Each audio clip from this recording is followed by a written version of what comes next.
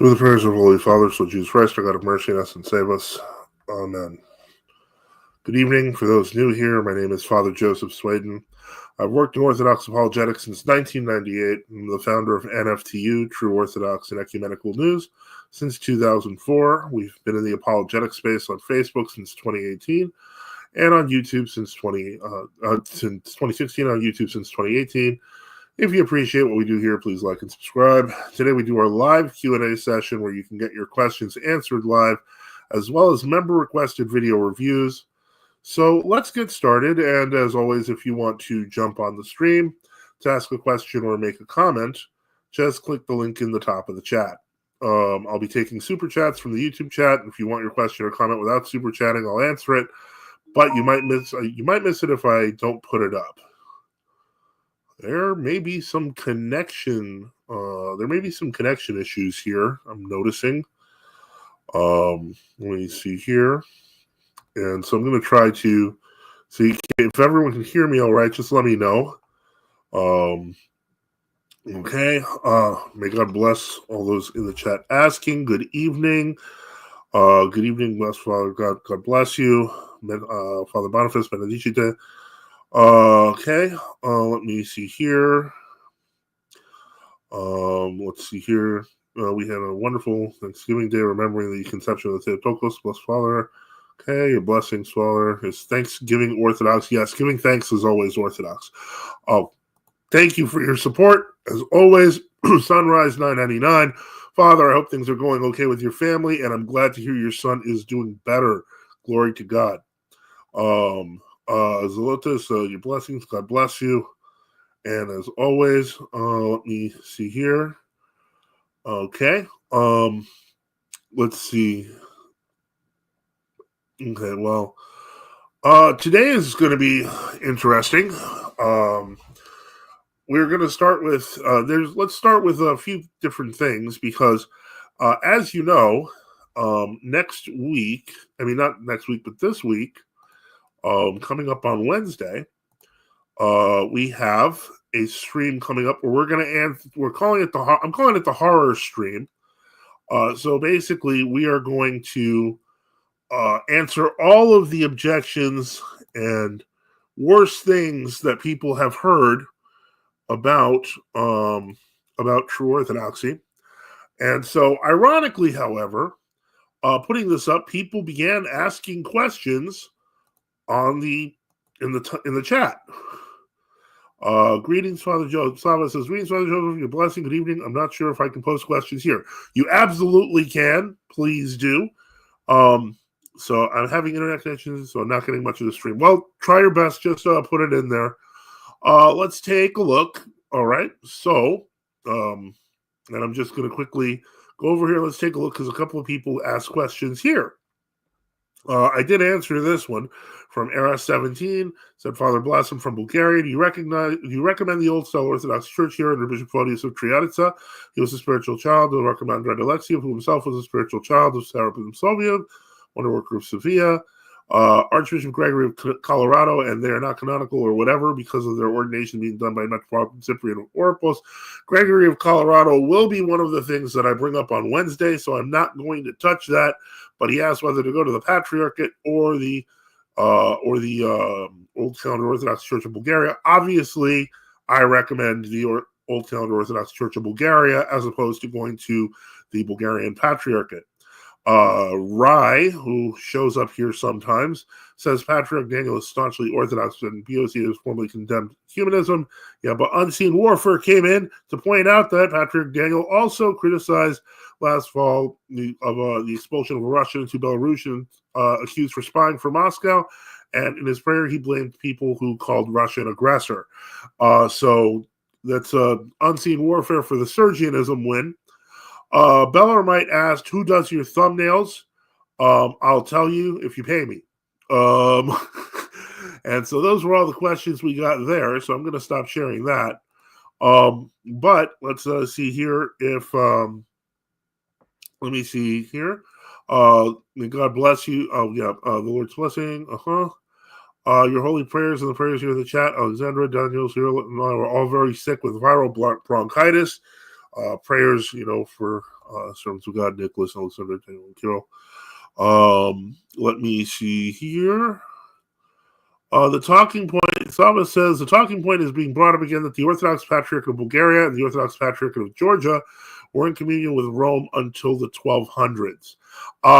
Whenever you get a claim like that, this sort of thing, ask for the documentation. It is almost always considerably lacking. So yeah. And so yeah, you're in our prayers, Major Saga. And so let's see here. So I hope that answers your question, Sava. But frankly, I don't believe so. I have a very strong feeling that's being misrepresented, and all you have to do is just ask them for evidence. The strongest argument, especially with the more bizarre claims, is just to ask for the evidence. And it's guaranteed something we've seen before and usually exaggerated. Let me see here. So Lazarus says, what synod is Father Antonius? He's in our synod. And I'm going to actually, you're up next, Lazarus, because, we've been seeing, we saw some interesting stuff. Got this thing where apparently, I want to put this on the stream because at least this is going to be dedicated just slightly to my synod. And I'm a little tired of answering some of this stuff. Strangely, nobody brought that up for Wednesday. I really thought somebody was going to bring up my synod as an attack, but nobody did. And that makes me a little ashamed and sad. But I guess I wasn't worth it. But let's share this. So apparently some guy named Grahovac apparently claims that, some people are in our synod are not Orthodox. And he says they're not. The American Metropolitan seems worse than Evlogius was. They do not use an Orthodox liturgy consistently, but a fabricated Western rite. And then they claim Bishop Edo is heretical and they're using a false Western rite. I believe the West was Orthodox before the schism. Their bishop, John Lebeau, never claims to have been, or appears never to have been Orthodox. Recreating a modern Western rite involves guesswork on specifics. It's better to use the one Orthodox rite that survived by God's providence. Let's talk about that for a second. let's talk about that. In the first place, our bishops in the American Metropolitan were received by Henothesia by the Milan Synod. We have the documentation for it. They were given certificates of proper canonical reception. As to the claim that the Western Rite they use is made up, that Western Rite is a translation of the 10th century Portatorium Oswaldi. It took approximately 25 years to complete. It is a pre-schism Latin text. It also contains what is known as the Commons, which in the Eastern sense is the general Meneon, which means they can create new feasts and have for modern Orthodox saints using the Western Rite. So yeah, that's false. But there's another juicier accusation that I totally want to deal with. Let me see here. Sava says we'll get to that. We'll get to it in a second then. Another question, Father Joseph. Do you think another Imyaslavia controversy is brewing? It appears there's a lot of recent talk and actions around it. The answer to that question is perhaps, but like all movements, history starts as tragedy and repeats itself as farce. Unlike the Imyaslavists that we dealt with 20 years ago, this is strange, such as Alexei Lebedev leaving the S-Talk and possibly joining Luria. Never heard of that. That would be tragic if he did. Father Sevilla leading the S-Talk over Imyaslavia. I don't understand that. Okay, so is the Serbian or the Serbians pro Imyaslavia or anti Imyaslavia? And then why are people leaving for both reasons? Something doesn't make sense here. And I'm not exactly a big fan of it, but I will say that the current crop of internet Imyaslavias appear to have the collective IQ of a jar of mayo and are mostly led by a layperson named Thomas. And so, yeah, Father Antonius points out, tends to be a misconception that the autonomous Orthodox Metropolitan is strictly Western Rite. Our parish uses the Eastern Rite exclusively, as does my own parish. But then, okay, Lazarus, I'm only addressing this because of the number of people that are talking about it. People who say that there's no such thing as name fighting. That's a stupid name made up by a bunch of gossipy women who followed Luria and pretended to make it a heresy. It's not real. It's not real. No one is fighting the name of God, especially if we're proclaiming the name of God in every single prayer. It's stupid. Stop listening to stupid. I don't know how to make that clearer. And if you want to keep repeating yourself, that's yeah. So yeah, Saba, I have no idea. The other accusation which was thrown out today, boy, I really wanted to talk about how much oh boy, this has been a hard week, man. Let's see here. So Calciu 83, who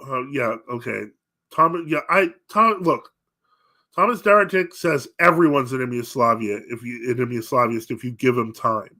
They claim the new martyrs were Imyaslavists. They just lie. They just lie, dude. That's what they do. I hate to break it to you, but that's really the root of the name-worshiping heresy. It's called lying. That's it. That's it. There's nothing else to it. It's like, it's make stuff up, pretend you're orthodoxy, take saints out of the calendar, do whatever you want in the name of modernism, in the name of renovationism. It's disgusting. It's like we escaped world orthodoxy to not do modernism and revisionism and so on and so forth. They live to do these exact same things. And then let's see here. Father, do you think GOC Kalinikos and the Autonomous Metropolitan will ever join in communion? Not until we get some of these misconceptions cleared up. Like, I did enjoy clearing up the thing about not having real bishops, but there's a bigger one that we need to do.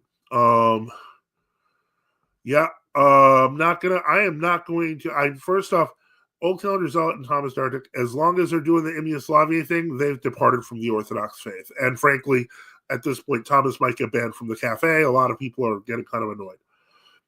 Is your son Joshua doing any better, Father Saba asked. Yes, he is. He's doing a lot better. Thank you for asking.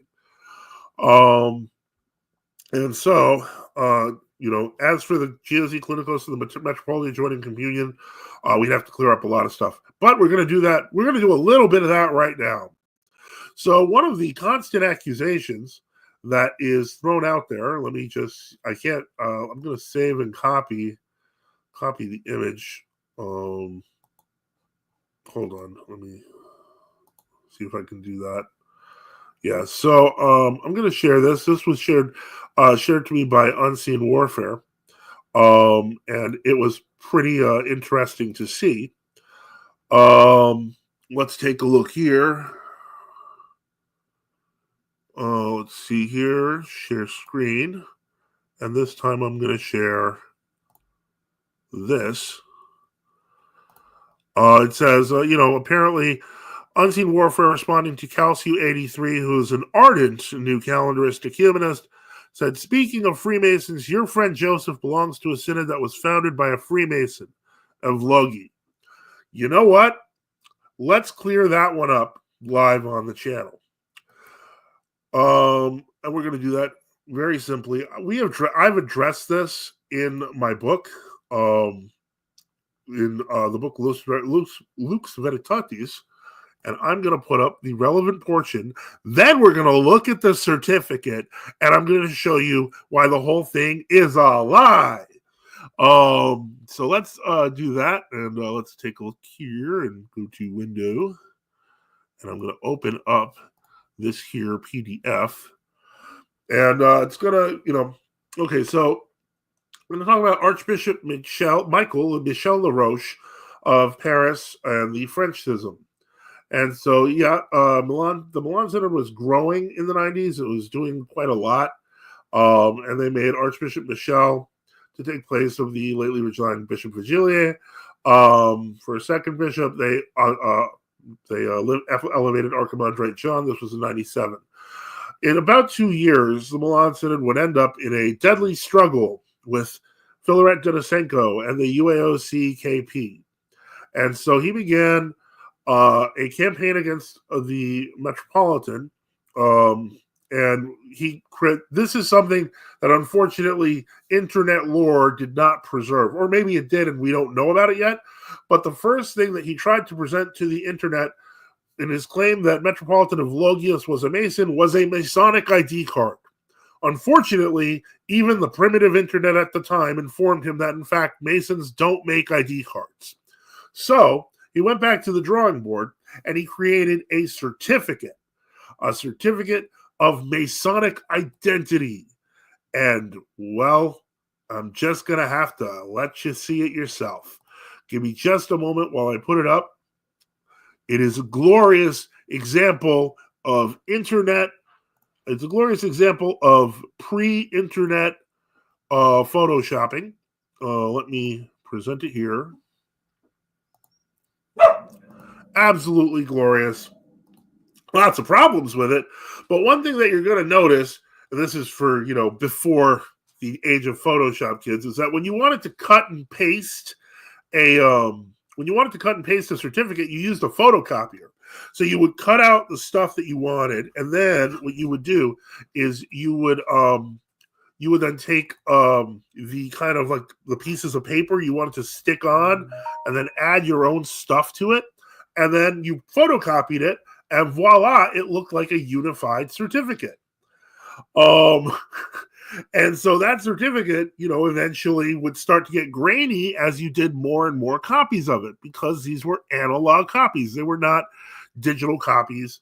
And so this was an attempt to claim that this was a true certificate. He began claiming this. This was after the Masonic ID card. That didn't work.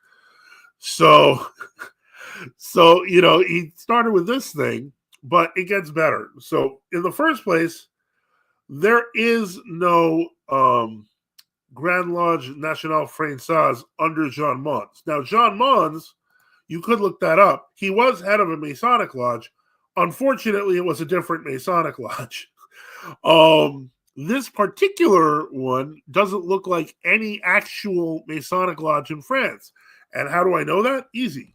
I can just go to Google, because now we live in the age of the internet, and you can type in certificat masonique. Let me see if I spell this correctly. Okay, so you want certificat masonique. All right, so these are images. We're going to switch this over.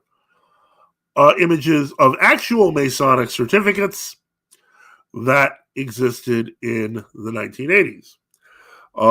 Let's see. That one's an older one. Let me see how old this one is. Let's see. This one looks kind of old. So we're going to, okay, here's one that's close. This one is very close to the Masonic one. This is a 1946 certificate. As you can see, this is Scotland. And you'll notice that this 3 columns thing is actually uniquely Anglo-American. The 3 columns is not generally used on French certificates. You'll notice other things that are missing, such as this seal. You will notice there is no seal on that because obviously the forger was not an actual Mason. These follow certain procedures. This side is Latin and this side is English. Whereas if we go back to our picture here, obviously they didn't have that access, or they weren't good at Latin. So they just put this side in French and then put this side in English, which is funny because Metropolitan of Loggia spoke limited English, but there's no Latin. And this entire lodge, we've searched it out. Trust me, I was willing to call Masonic libraries over this just to put it to death. But when he realized that there was no actual seal on it, they put this little stamp. And as you can see, it's beautiful. The level, this looks like they took the actual columns out of the book on masonry. I think it was written by Pike. But none of this is real. Absolutely none of it. And so then they tried using other stuff to claim this. And let me see here. Then they started pulling stuff like this and let me share this instead, to prove that Metropolitan of Loggias was part of a Masonic group. Unfortunately, this is not a Masonic group. This is actually a European fraternal council. And this is just them in Kiev. Okay, that's just him blessing people. Let me see here. Okay, so we got to go back. If I missed anything. Okay, yeah. Oh, this is the translation of a letter that supposedly Metropolitan of Loggias wrote, and this one is in German. Now, this is a very interesting letter because of the fact that it is written in German to supposedly the real head of the German Freemasons. If you're wondering how I know so much about these Freemasons, it's on Google. All of it's public. The best part of this is the claim that Evlogius was involved in propaganda cue, which was a huge scandal in Italy involving a bunch of celebrity Masons. Yes, believe it or not, there are celebrity Masons. So it was in all the papers. So Archbishop Michel here puts this thing together where it's basically saying, look, I need permission to come to your territory or blah, blah, blah, how great you are. And he says, I got a copy of my certificate. Now notice, let's see if we understand this correctly. A German archbishop, Metropolitan of Loggias was German, going to Germany, and he's in Italy, needed to get his certificate from France, from a non-existent Masonic lodge that just happens to speak in French, which is by coincidence, the exact same language of Archbishop Michel LaRoche of sorry memory. So yeah, this is the claim that Metropolitan of Logias is a Freemason. It's a lie, it's pathetic, it's sad, and it has to die. So I will most likely make a clip out of this. It is stupid, and everybody who shows it and passes it around is either stupid or lying. And you should call them out, whichever one it is. Make sense? Okay, great. So now that that's finally done, wait, hold on. Let me check something here. Okay. Okay. All right. So I'm going to take the Masonic certificate off the screen. It was a wonderful experiment in when I first I first did the book Lux Veritatis. The strongest argument that they presented was the Masonic argument. But Metropolitan of Logias even wrote public letters, not only denying that he was a Mason, but he was actually angry about it and wanted Archbishop Michel to be arrested. I once heard from a former priest of our synod that when Metropolitan of Logias was asked about it, he threw a plate. Like, he was really mad about this. And the lies continued to be said over and over and over like it was true. So if you help people with the lies, unfortunately, it'll be bad for you. Let me see here. Let's go. Okay, I'm gonna go back to the questions now. Sorry. So let's we've dealt with that. And if you want to get that story one more time on paper without the access to Google, just my book is on Academia, Lux Veritatis. Get that. Have fun with Google. Check out weird Masonic certificates. They're funny to look at, but you know what they don't look like? They don't look like a cheap photocopy, because even the Masons aren't that poor. I mean, I'm that poor, but even I wouldn't do that because we have printing now, better printing. Let me see here.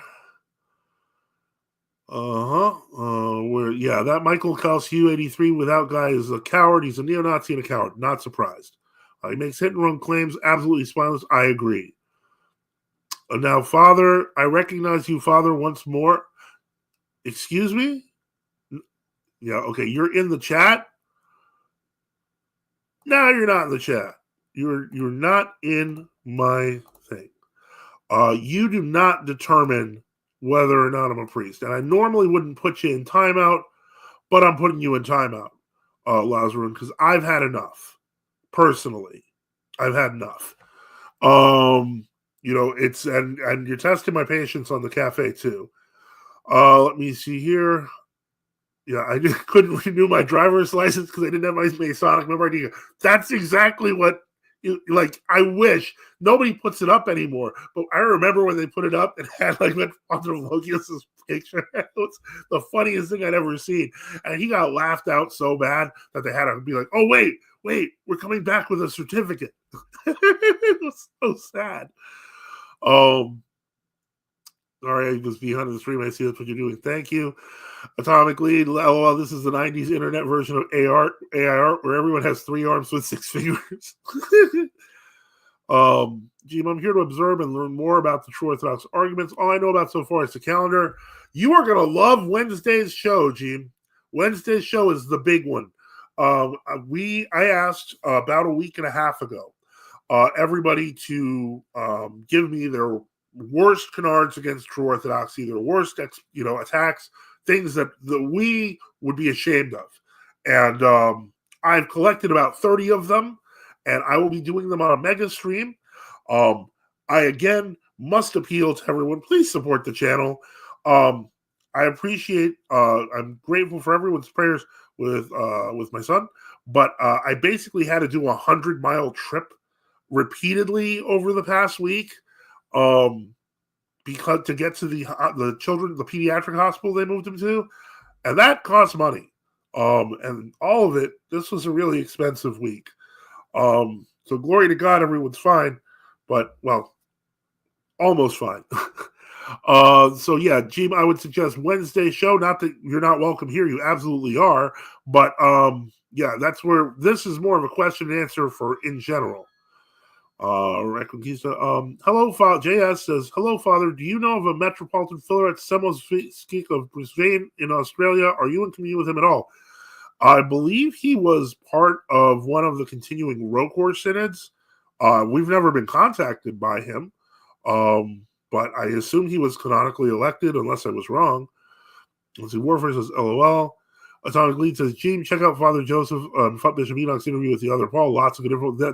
It was a good interview. Reckon he's a Freemason equals gay on P1 Lodge. Yes, JS. So I hope that answered your question. P2 pi minus do. Unseen Warfare says, I remember reading about that. Pretty desperate. Didn't they throw a guy off a bridge with gold bricks in his pockets? Heath Ledger recreated that in the last movie. I'm glad you. I had no idea about that. Jeans or an easily led gullible fool. Yeah, I think once you start seeing the photocopy marks, it starts feeling a little. Yeah, it starts feeling a little less gullible and a little more intentional. Haradika Bacomios, God bless you, in the Father and the Holy Spirit. Did you know that OC Archbishop Alexander has cancer? Sorry to hear that. I hope he gets better and he finds the true faith. Isaac says, glad to see you.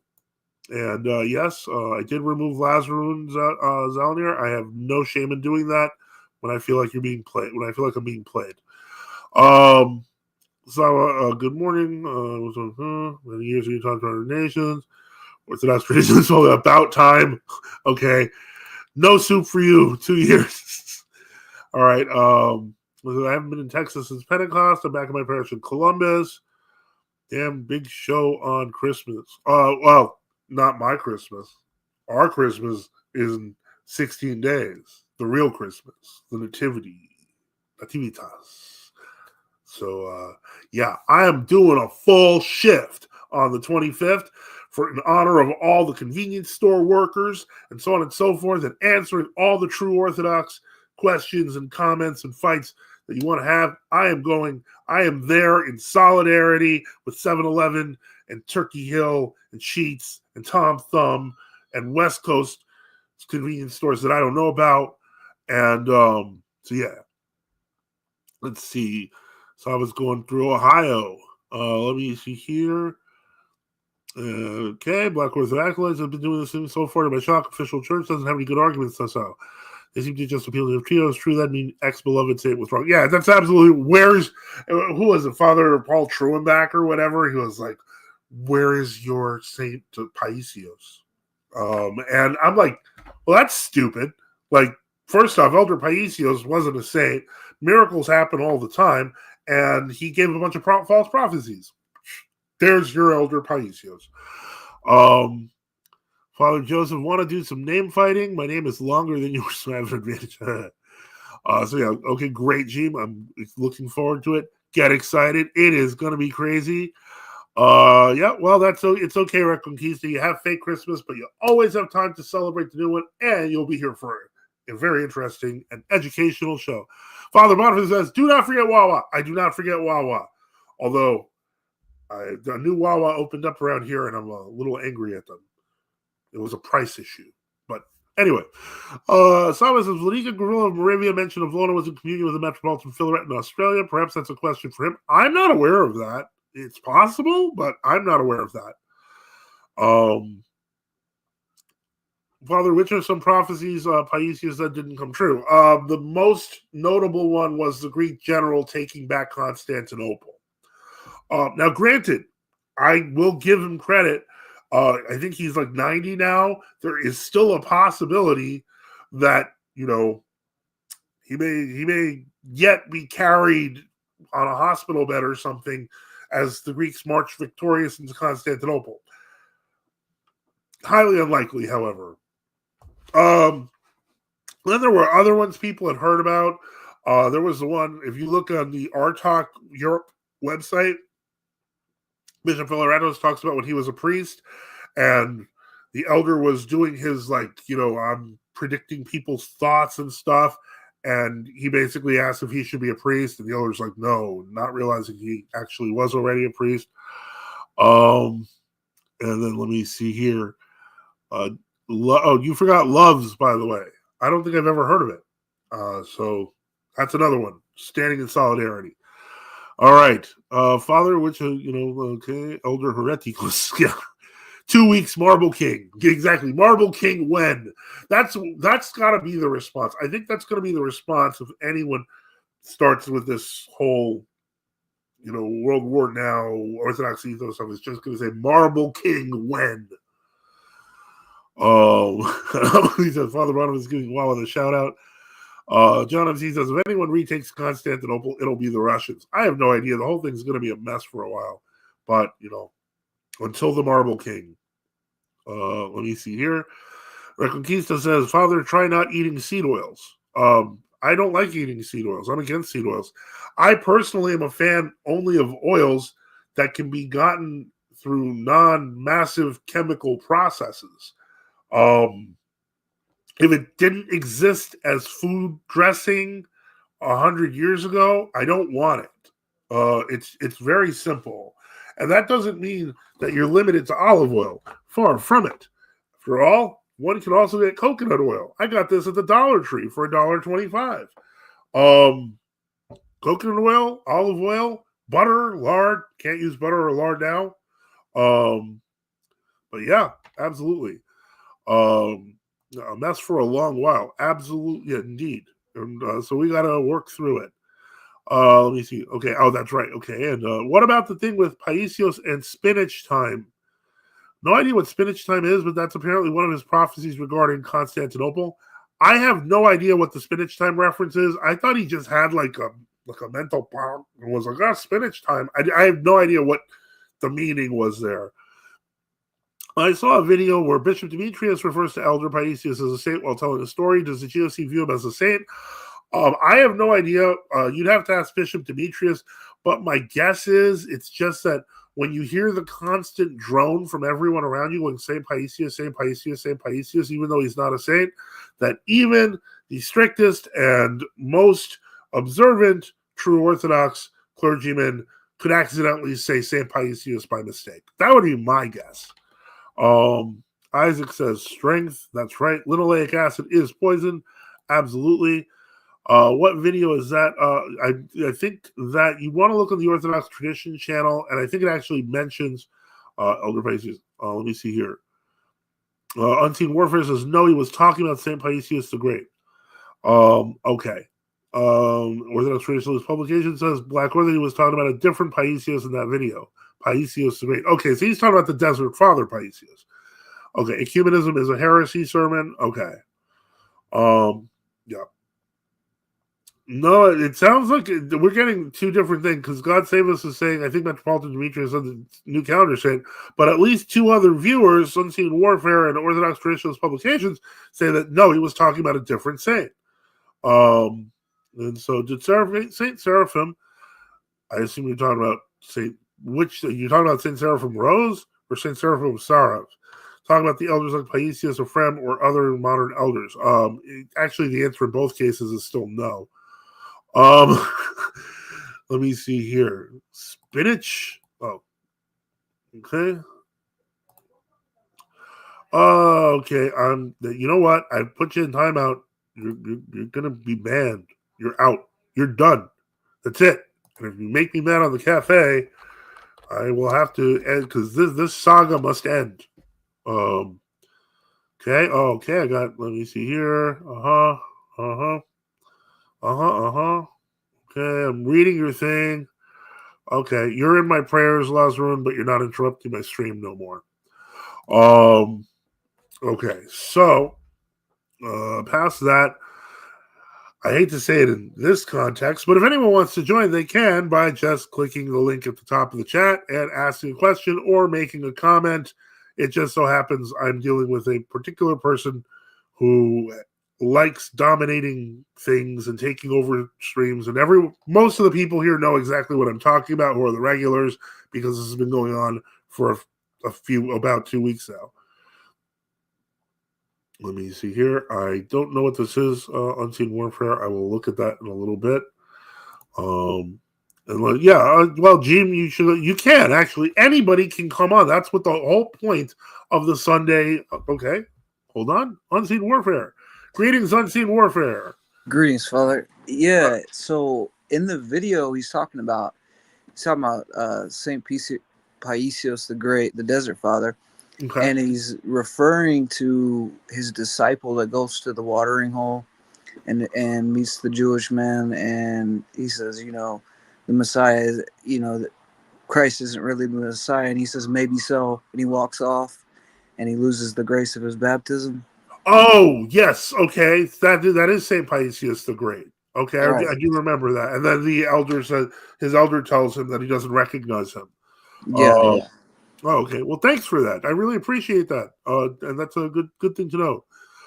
Saba says Vanika Dre gave me some spanaco pita. Okay, Trio pita is good too, but I like spanaco pita more personally. Okay.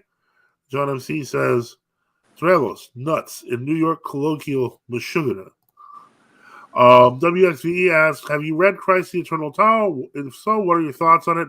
I'm going to give that one to you, Unseen Warfare, because I actually have only skimmed through the book.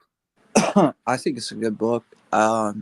You know, I have What's my the opinions. what is the point of the book? That's one thing people want. Really, it's like it's sort of like picking up where Saint Justin Martyr uh, did with the apologetics with the Greek philosophers. It's not considered syncretism, and it's not considered you know. Um, so it's not like he's giving in to paganism in any way. He's using it as an avenue to reach people coming from Eastern religions, and Lao Tzu has a lot of similar teachings, and especially on the logos. So That you find in like the ancient Greek writers before the incarnation. right, Okay. correct. So that's really where he makes a connection between the logos and the Tao, and so it's the ordering principle before time, and as John says that Christ is the logos. So All right. that's really Did basically it. no problem. Did you have any questions? That you wanted to ask the stream, or you just kind of are you just hanging out? uh can I hang out? Absolutely. Cool. Just put you on mute there, just in case, so we don't have to hear the outside noise. And just let me know in the chat if you had a question or you want to be unmuted. Just let me know. Let me see here. The Tao means the way. Yes, correct. Isaac says, I'm mad. I'm not sure. Higher Deacon Facomia says, where do I get my Marble King Phronima? I have no idea. St. Photius Seminary has a talk by a Chinese seminarian on Chinese philosophy and Christianity for those interested in the topic. Oh, that's cool. Okay. China and Jerusalem or something like that. James says, I'm still desiccating from being poisoned all week. I'll call next time. LOL. I'll keep watching tonight.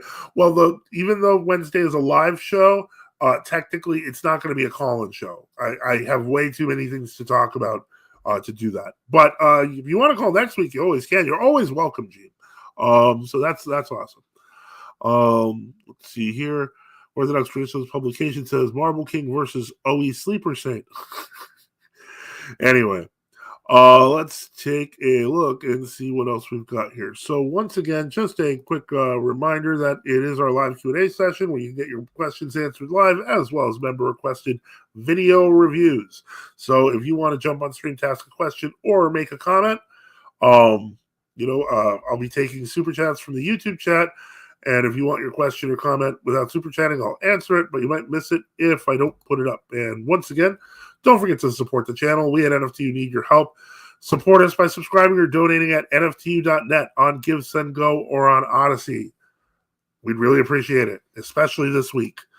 Let me see here. Yeah, well, the Sleeper Sanctuary, I thought they were the same guy, but maybe if somebody, Orthodox Traditionalist Publications wants to clarify on that, he can.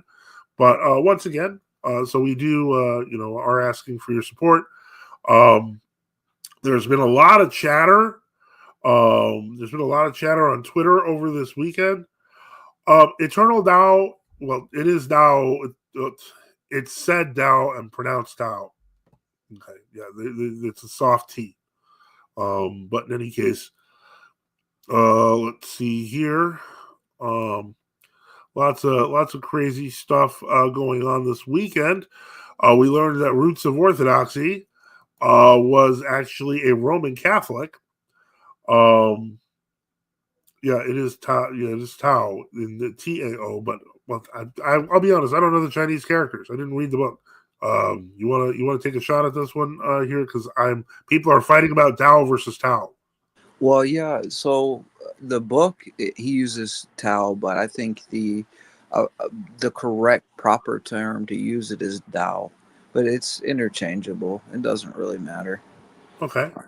Sunrise says I saw a clip of a popular Protestant channel talking about true Orthodoxy.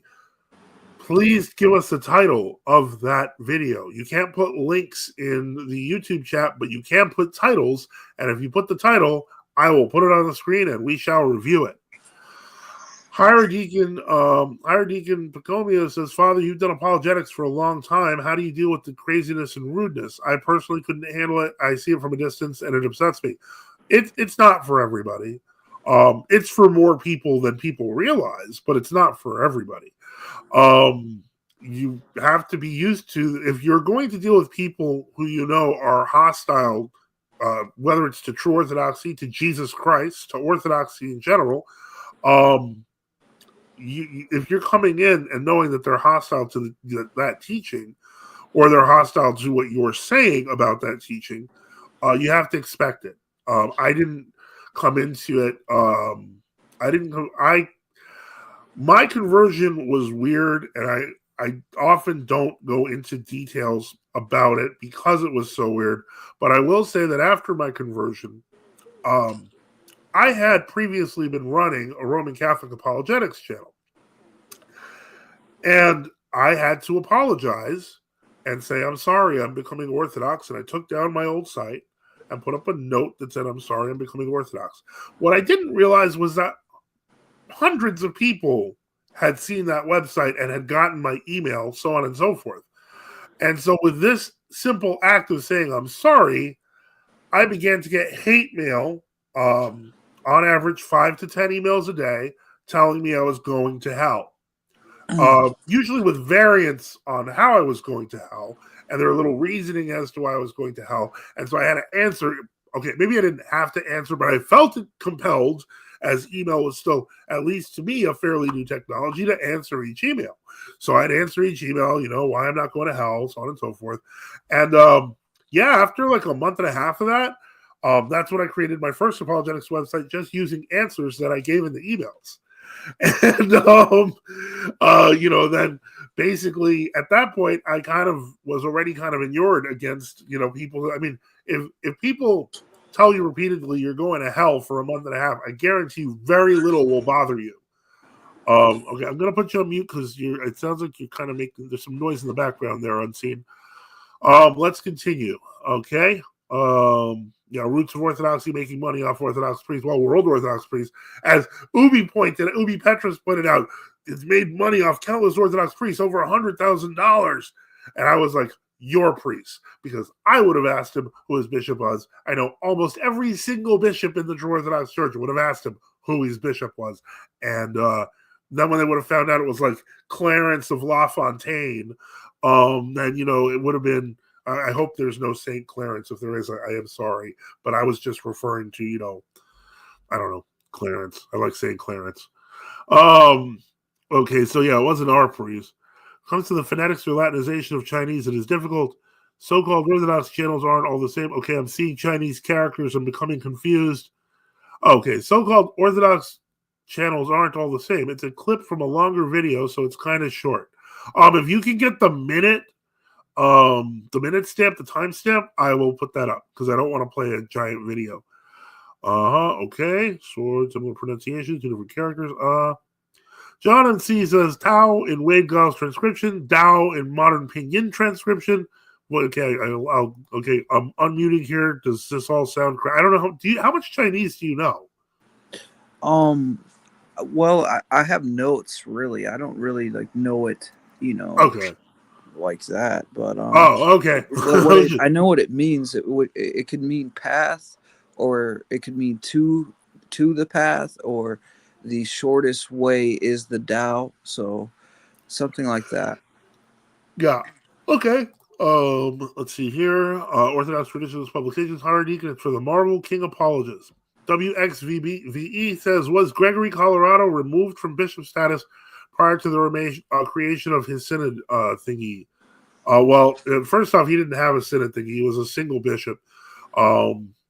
He created his quote unquote synod with a Roman Catholic bishop. He's in that sense, but he was actually, he was removed from the synod of the ROAC, and they did what would be called a pending deposition, effectively a deposition that could be executed by a higher synod, since they didn't have enough bishops to depose him.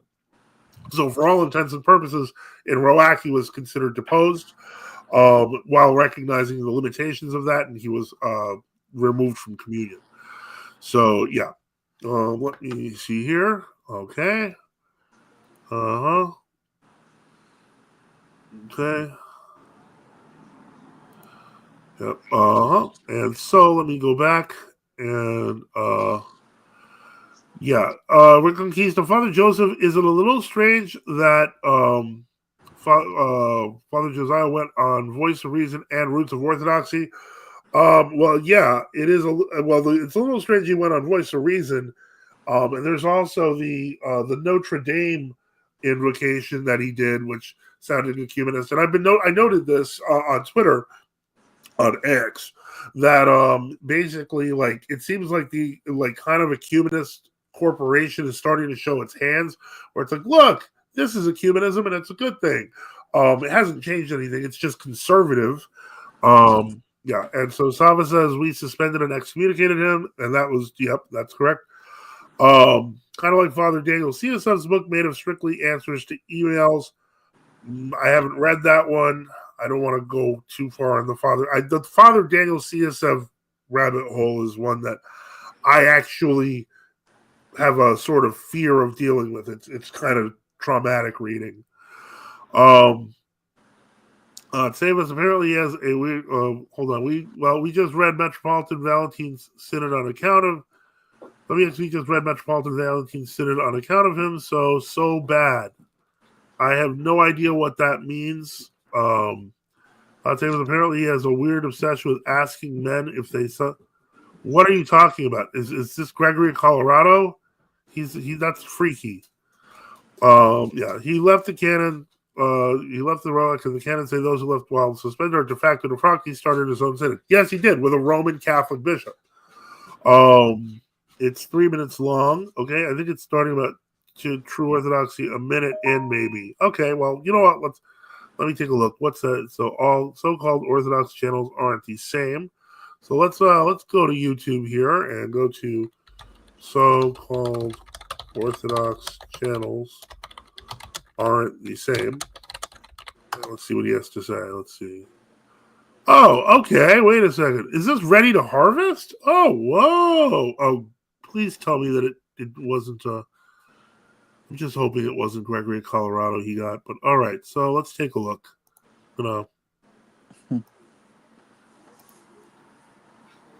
Okay. I'm going to check this. It doesn't look like. Let me see. I'm going to share it. 1 second. Okay.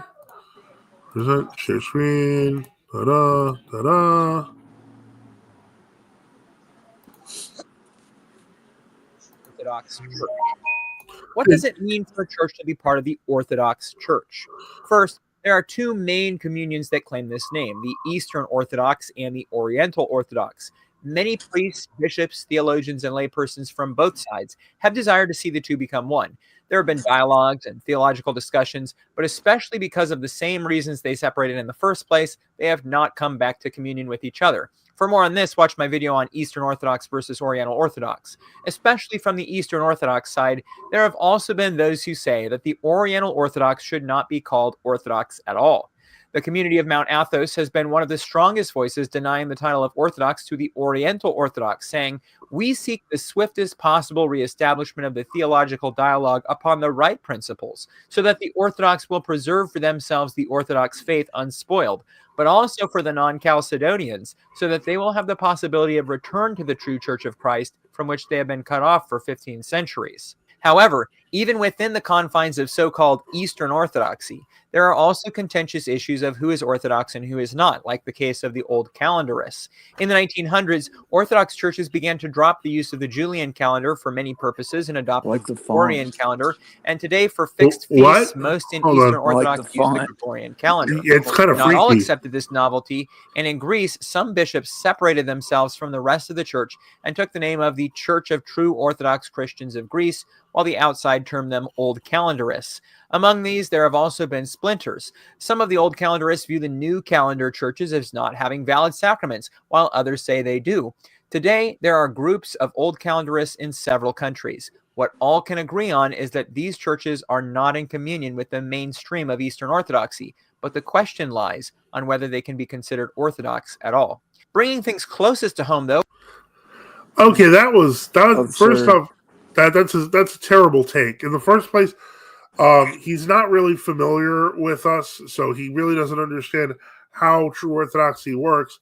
But he seems to be basing it on once again the world orthodox kind of de facto move, which is to say, why did you separate from the church? So his criterion is already a loaded criterion. Well, he doesn't realize it. Probably, I would hope. But let's see how this finishes. Are the issues of churches that part of Eastern Orthodoxy views as part of the Orthodox Church, but another part of Eastern Orthodoxy is not in communion with. Possibly the highest profile issue here right now is in Ukraine, where the Orthodox Church of Ukraine. Okay, that's the Ukrainian situation. I don't care about that. So that was interesting. There was some some classical ignorance there. I understand that. Let me see here. Okay. Let me see here. 1 second. Okay, so let me continue.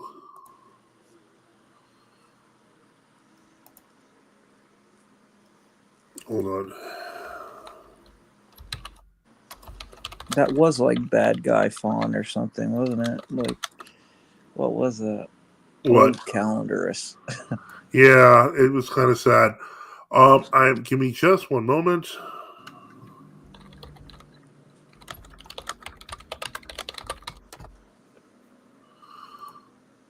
Okay, and let's continue. Let's see.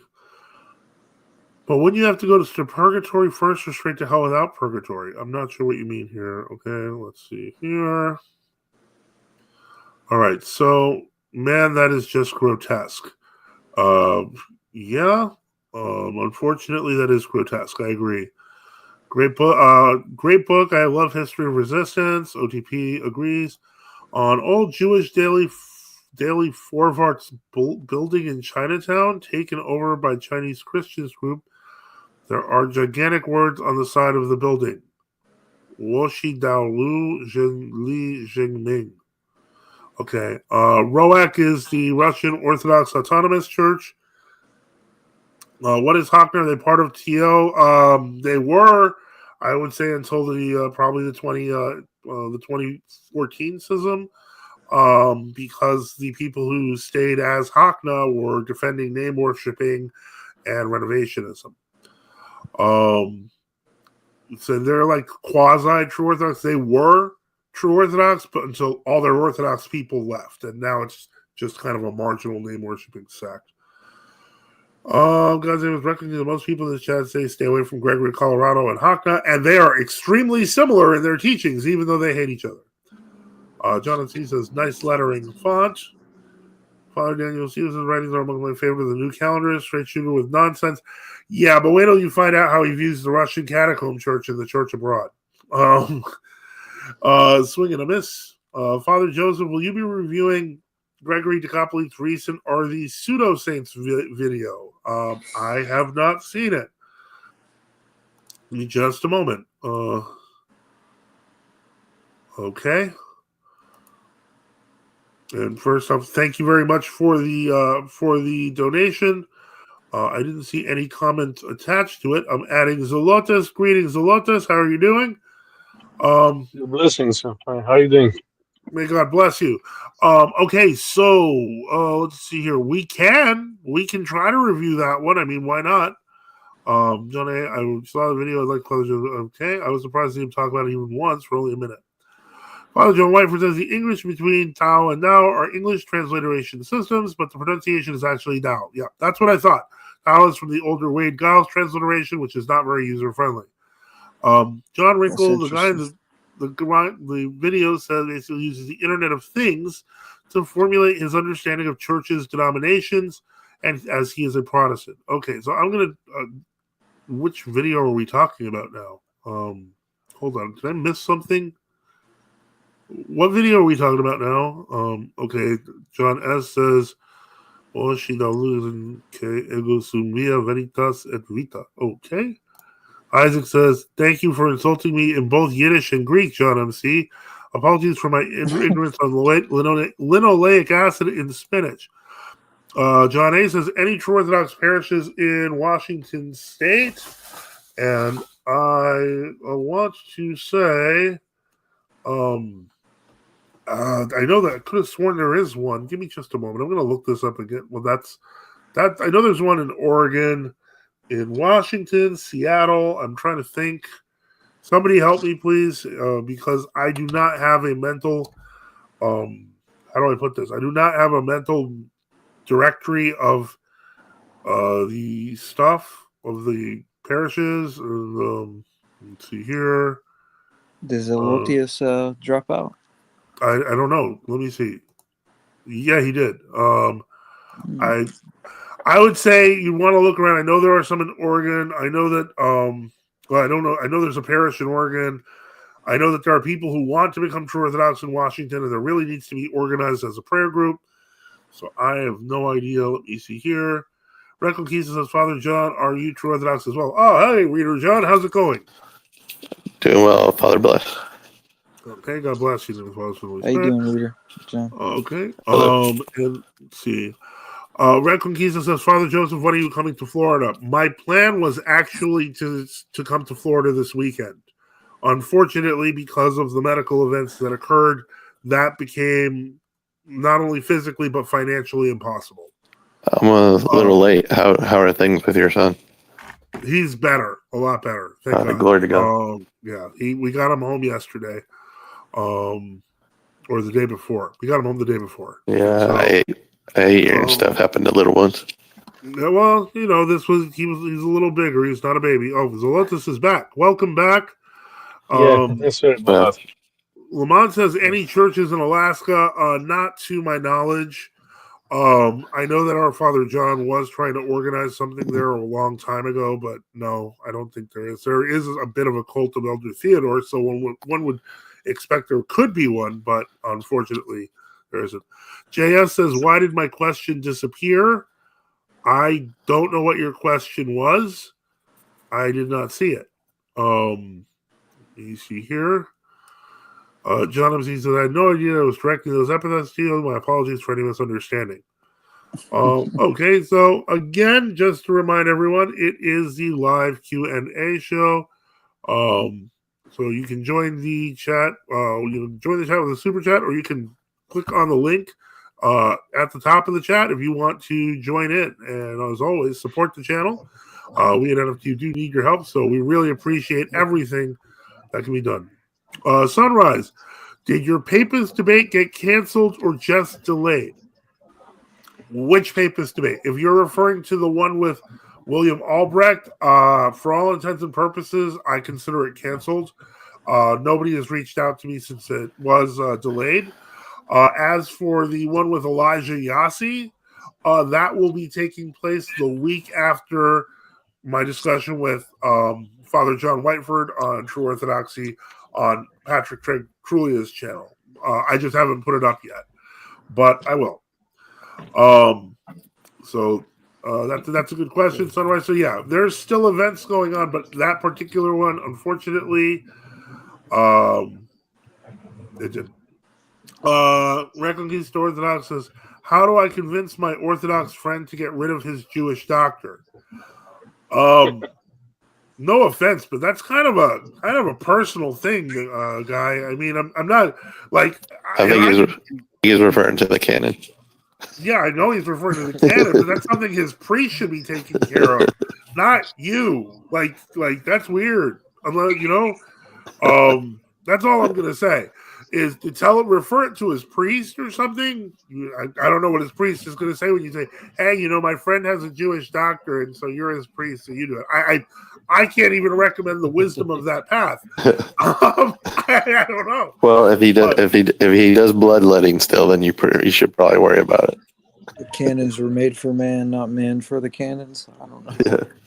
Yeah. Comic Bleed says, "Oh boy," but yeah, absolutely. This is, yeah, that's definitely that was a colorful question. His priest would be okay with it. Okay, well then I don't know what to tell you. George K gives $10 Canadian. Thank you so much. There's no comment on it though, but that's okay. We gladly accept it. And thank you. God bless you. Really appreciate the support. We need as much support as possible. I will be doing a great deal. Of begging on Wednesday because we are going to have the large mega stream, the horror stream, answering everything wrong with true orthodoxy, according to the internet, basically. So we got about 30 things I got to cover. But in any case, that's what are your thoughts today? Zolotas, how are you doing? And Reader John, you guys have any questions or thoughts? Yes, I would like to see. Oh, sorry. John, do you have something? Go ahead, Zolata. Yeah. So about that video we just watched, I'm driving, so you're gonna have this, the background sound of my driving. Yeah. This video about the Eastern Orthodox and the Oriental Orthodox. Everybody's Orthodox, even the Jews are Orthodox. You know what I mean. But the thing is, I would like to mention that there was the Balamond Synod, right? Council of 1991, I think, 1993. Yeah. Mm-hmm.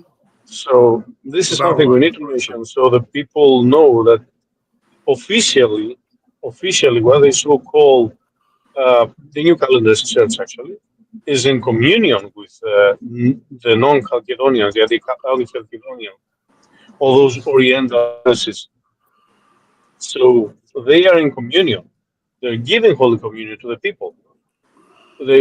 All the Nestorians and Monophysites and all those what they so-called churches, so denominations anyway. So and how can you consider that as orthodoxy when actually on the other hand, back at 2008, we had the Council of Ravenna, where officially the Pope is in communion with the Patriarchate of Constantinople.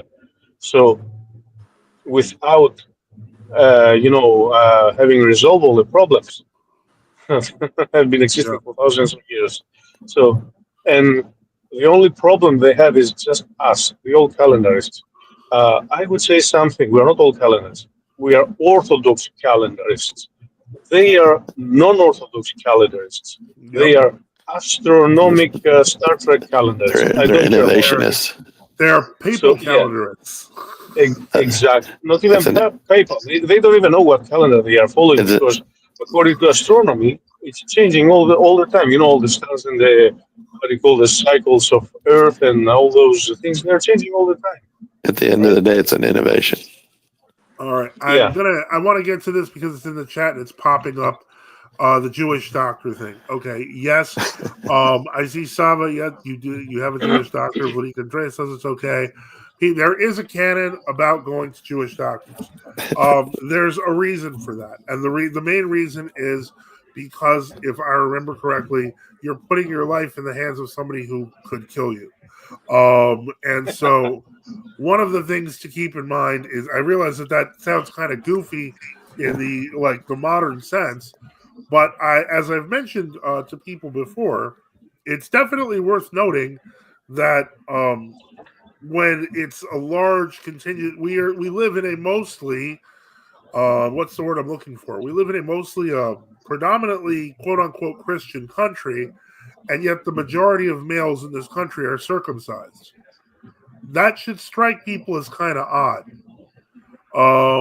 But yeah, unfortunately, that's true, and it is applicable. It's not specific to clergy. But there's historical context to it. there is, because there's a May history. I suggest something about that, Father? May I suggest something about this, about the Jewish doctor? Well, there's a canon about it. We shouldn't go to the Yes, of course. Yeah, but of course, follow the canon. Of course, he has to follow the canon. But as I mentioned before in previous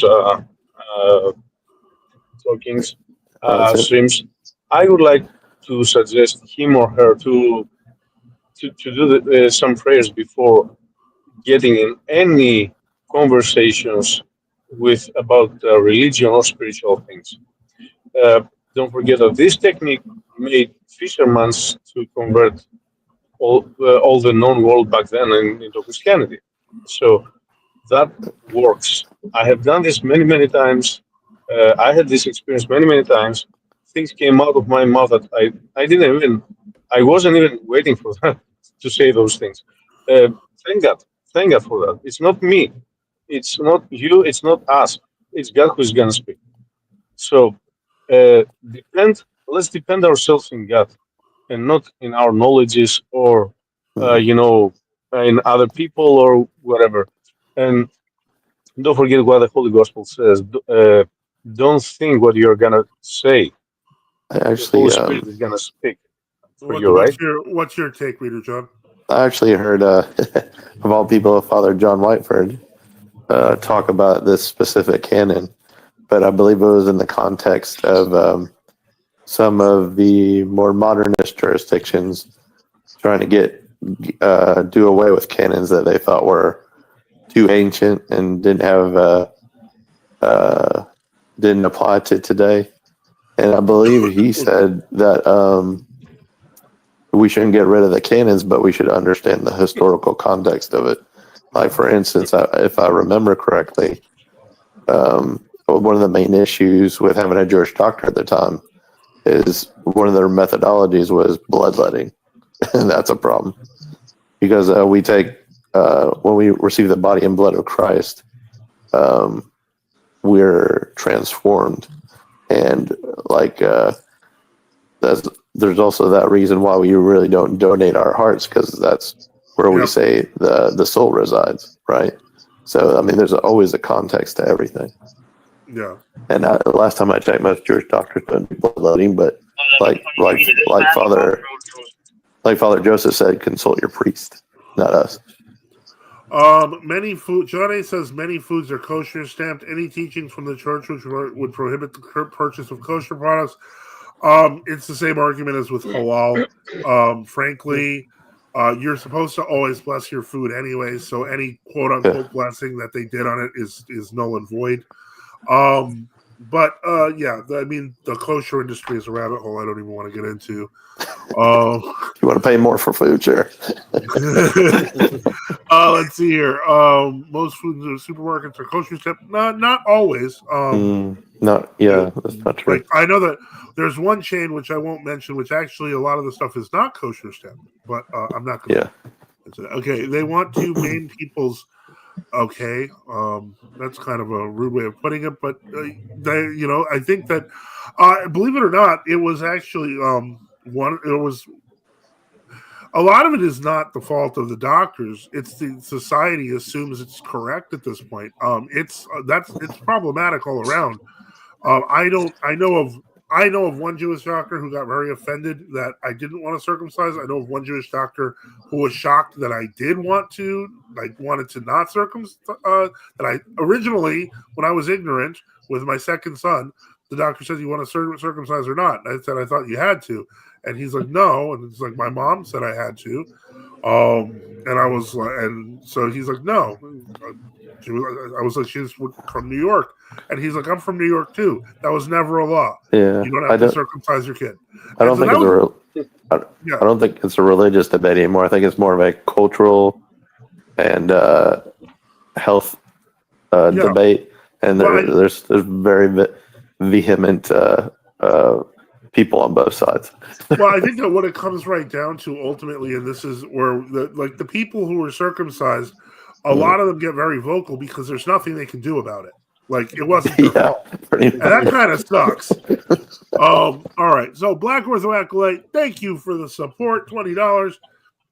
Says, do you believe the dismissive attitude towards GOCTO by the World Orthodox apologists is fear giving it too much attention will give ammunition to papists in regards to the Pope being needed for unity?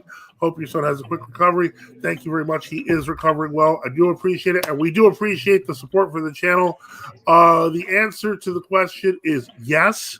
But that should tell them that their arguments against the papacy aren't that good to begin with. Otherwise, they should have more confidence in their arguments.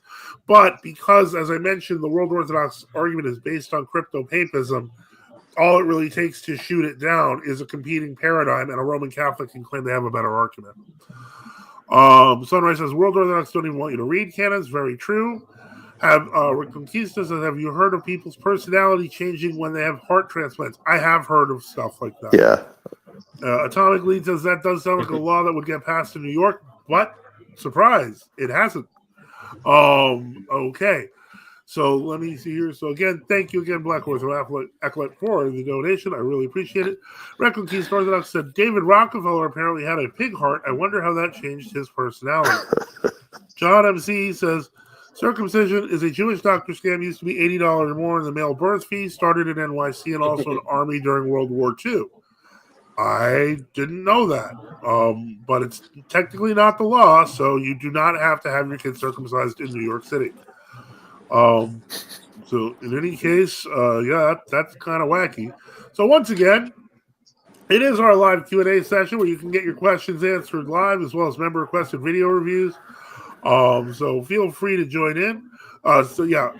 Transplants are a bad thing. We don't support them. Sunrise says St. Philip in New York talks about heart transplants in that collection of his writings, I believe. It would not surprise me. That has been a long...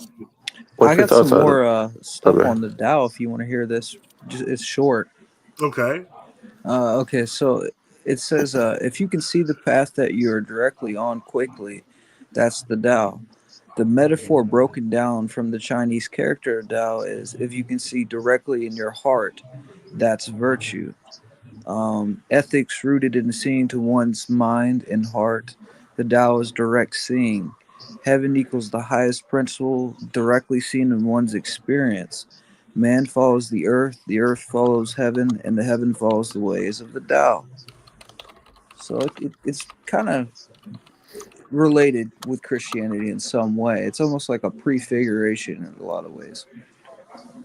Recently, at the St. Photios Orthodox Theological Seminary, there was a Chinese background monk who was converted in Christianity. He's now a monk.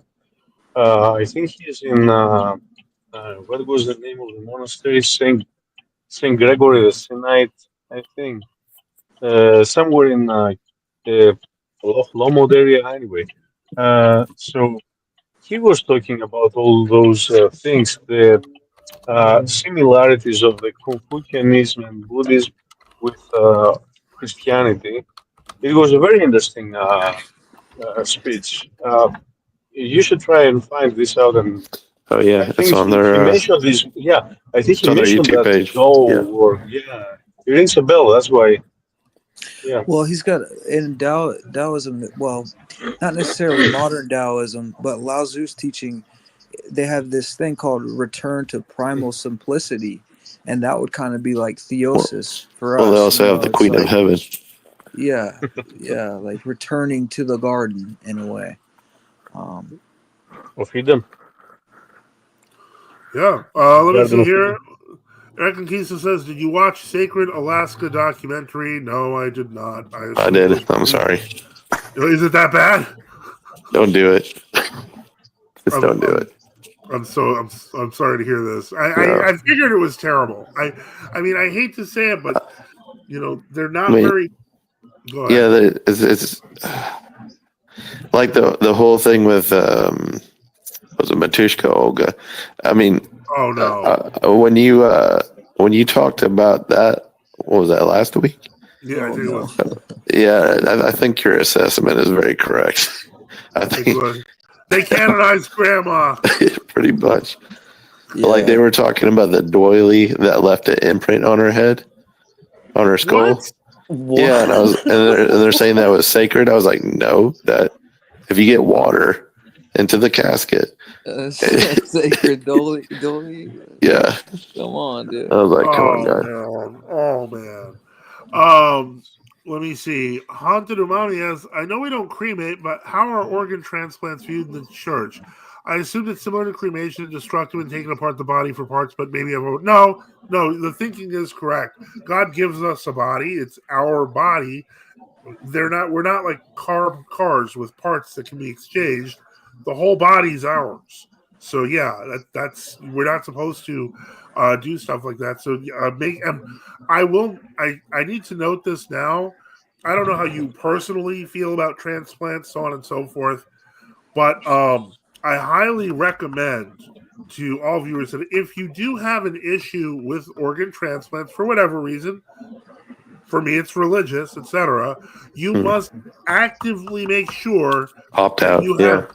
you have it marked on your card, do not transplant, so on Yeah. and so forth, because they will involuntarily take your organs, and then you're just saving them money in the big gigantic industry of organs. Well, they kind of trick you into it sometimes. They won't say they do, but they kind of. They do. Yeah. You have to vocally say you're against it. Yeah. Let me see here. Reconquista. So, Father, you remember when they cloned sheep like 30 years ago? Yeah, that didn't work out so well, did it? Yeah, that sheep died pretty quick. But Poor Dolly. more importantly, they have used that to make chimeras, and they've been doing that for a while now. Unfortunately, it's really gross. Yeah, they're doing stranger stuff than that now, unfortunately. Okay. Sunrise said, if suddenly one were to say to him, "Don't want you want to live a while longer? Here we'll cut out your heart and put in place a different one, perhaps in apes, and you will live for a while yet." What would a believing Christian answer to this? But the words of the gospel get behind me, Satan. Thou savest not the things that be of God, but these that be of men. St. Philip of New York. Absolutely true. It is. It's a horrifying and kind of horrific practice, and I think that. Okay, I really wasn't expecting to be talking heart transplants and circumcision this stream, but it's kind of cool. I'm okay with it. Again, any questions you have, today is our live Q&A session where you can get your questions answered live, as well as member-requested video reviews. And as always, support the channel. We at FT do need your help, so just you can support by going to the website. I had a friend send in a PayPal donation. Is that working? Yes, it did. I think it did, and tell your friend I really appreciate it. Thank you so much for your help with the channel. He said that would cover your gas money or part of it. It will, and I appreciate it. Thank God. Yeah. I mentioned it, but I'm glad you can thank that guy. I really do appreciate it. Oh well. And so let me see here. Reconquista said David Rockefeller was a living demon at the end of his life, and atomically says end. He's dead. Let me see here. The whole idea is totally macabre and gruesome. I am against it on every level. I always specify no organ donation or transplantation on every document where that applies. You absolutely have to. Well, I was always thinking. To comment on that one, please? Oh, go ahead. Yeah. So, as about that, today we had the Holy Gospel of the women that was bedridden. Probably she probably had multiple sclerosis, right? Sounds like that. And Jesus, he healed her right away. So the only reason that God allows sickness to the human body is to make stronger our faith, our trust in God. So the thing is that today we trust doctors more than God. Of course, we have to go to the doctors because God is giving them this wisdom. Mm-hmm. But we need to trust God first. That was kind of So That's kind of how I was thinking the Zelotes. I would say we've put, like you said, more faith in doctors, which I'm not discounting doctors. God uses doctors as well. Yes. But I clarify that. Yeah, but what I'm thinking is, Excuse me, yeah. Our bodies and our soul. Our body and our souls are intertwined, and the Holy Spirit works through us, right? So I'm just thinking, like, suppose we repose in the Lord, which is eventually going to happen to everybody at some point. We've seen incorrupt relics. We've seen relics not so incorrupt. And who are we to take those relics and do what we want with them when the Lord is the one who transforms us? Because, I mean, I guess maybe I'm getting too deep on it, or I don't know. Well, I think and Reconquista makes a great point here. He says doctors suck and are drug pushers. Okay, that part. I haven't gone to doctors in over a decade. I've been fine. You just don't eat cereals, you'll be fine. Most doctors push the vax. That to me is the big issue. Is that that showed that despite the medical educational establishment having a very long period of inculcation, 8 years minimum, ultimately with very few exceptions, this very well-educated community showed a profound lack of judgment. They were incapable, despite everything they've studied, of seeing what common people could see easily, and just listen to orders from on high. I feel ignorant to a certain. I feel like now what I know now because of the whole thing that happened. I gotta watch what I say because I don't want to get you in trouble. Because I don't know if they still take down videos for that. I don't think they do anymore. Oh, they do? Okay, forget it. But I worry now that I was not giving informed consent. You see what I'm saying? Yeah. I don't like looking back now at the things I've had put in my body and what we're finding out about them now, or maybe not. I mean,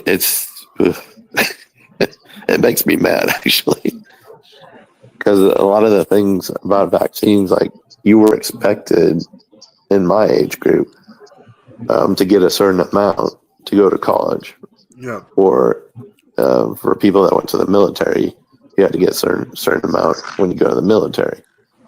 And it just feels like it was forced on something we don't really understand all that well, and we still don't understand right now.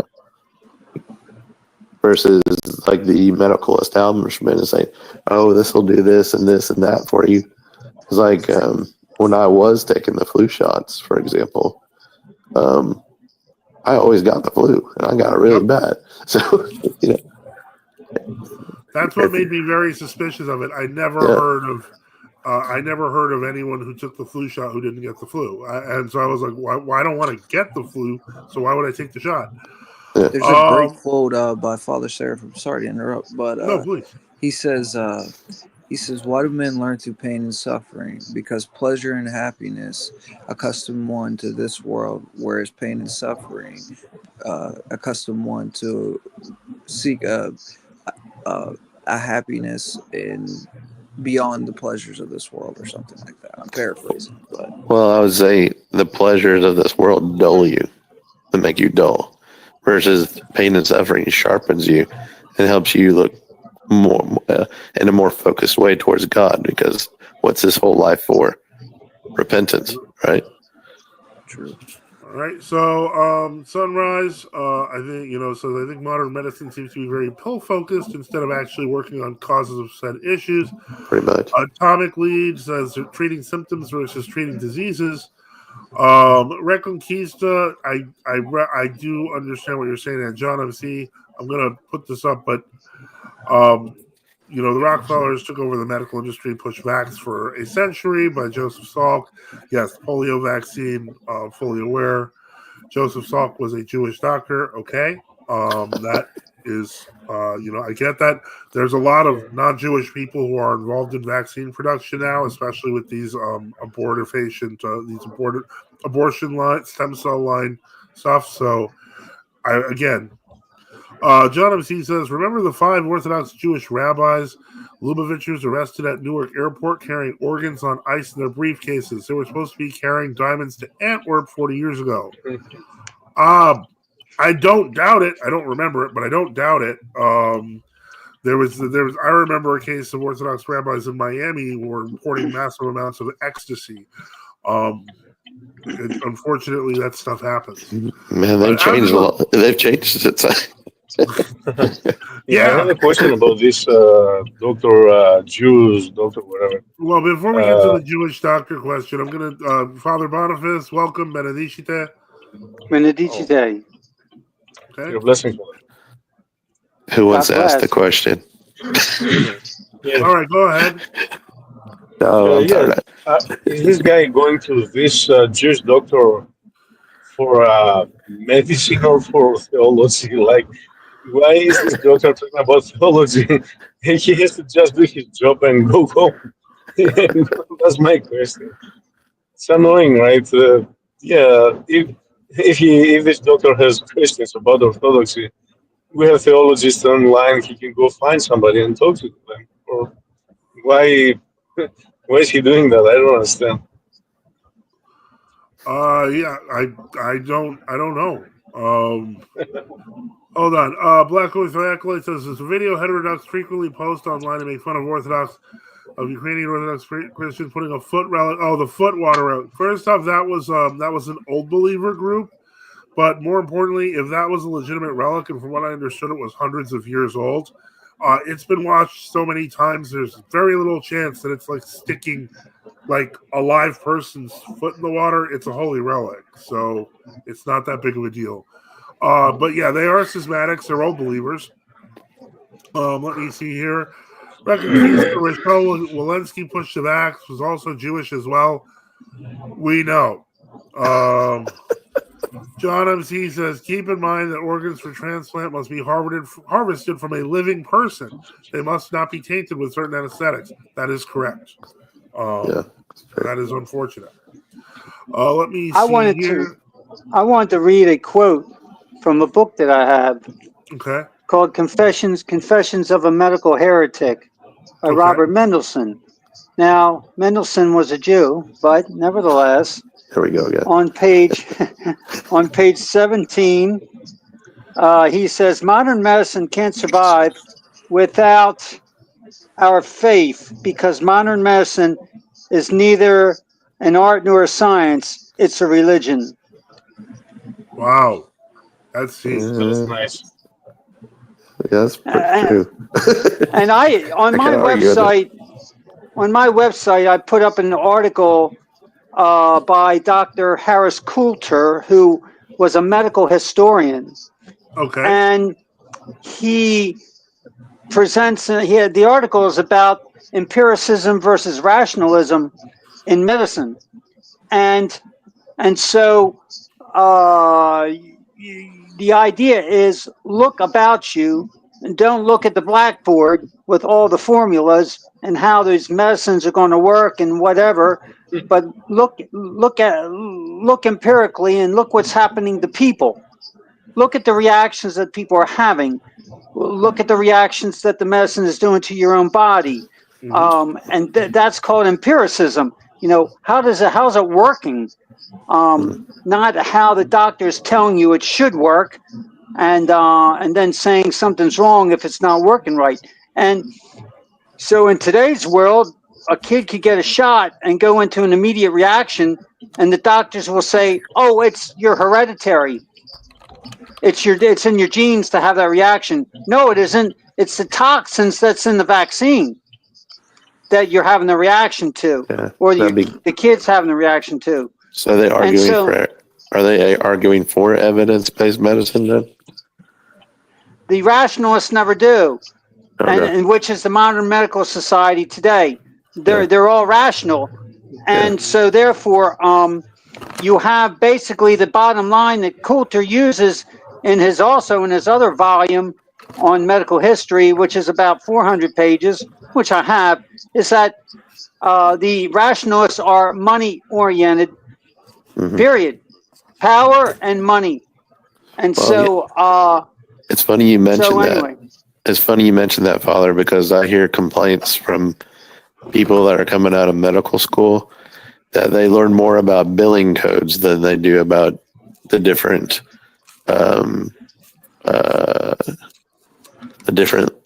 aspects of medicine.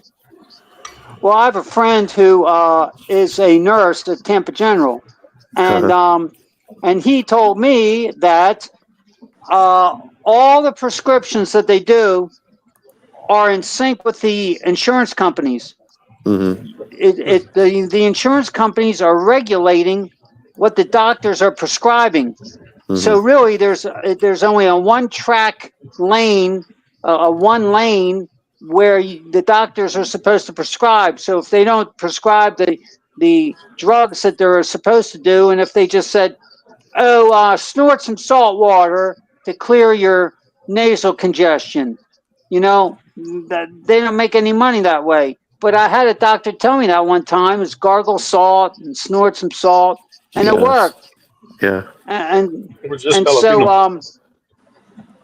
it was a black doctor in Philly, and so anyway, I when I got those books, Confessions of a Medical Heretic and How to Raise a Healthy Child in Spite of Your Doctor by Mendelsohn, I took his advice, and so it saved my kids a lot of harm, and so you have the war now.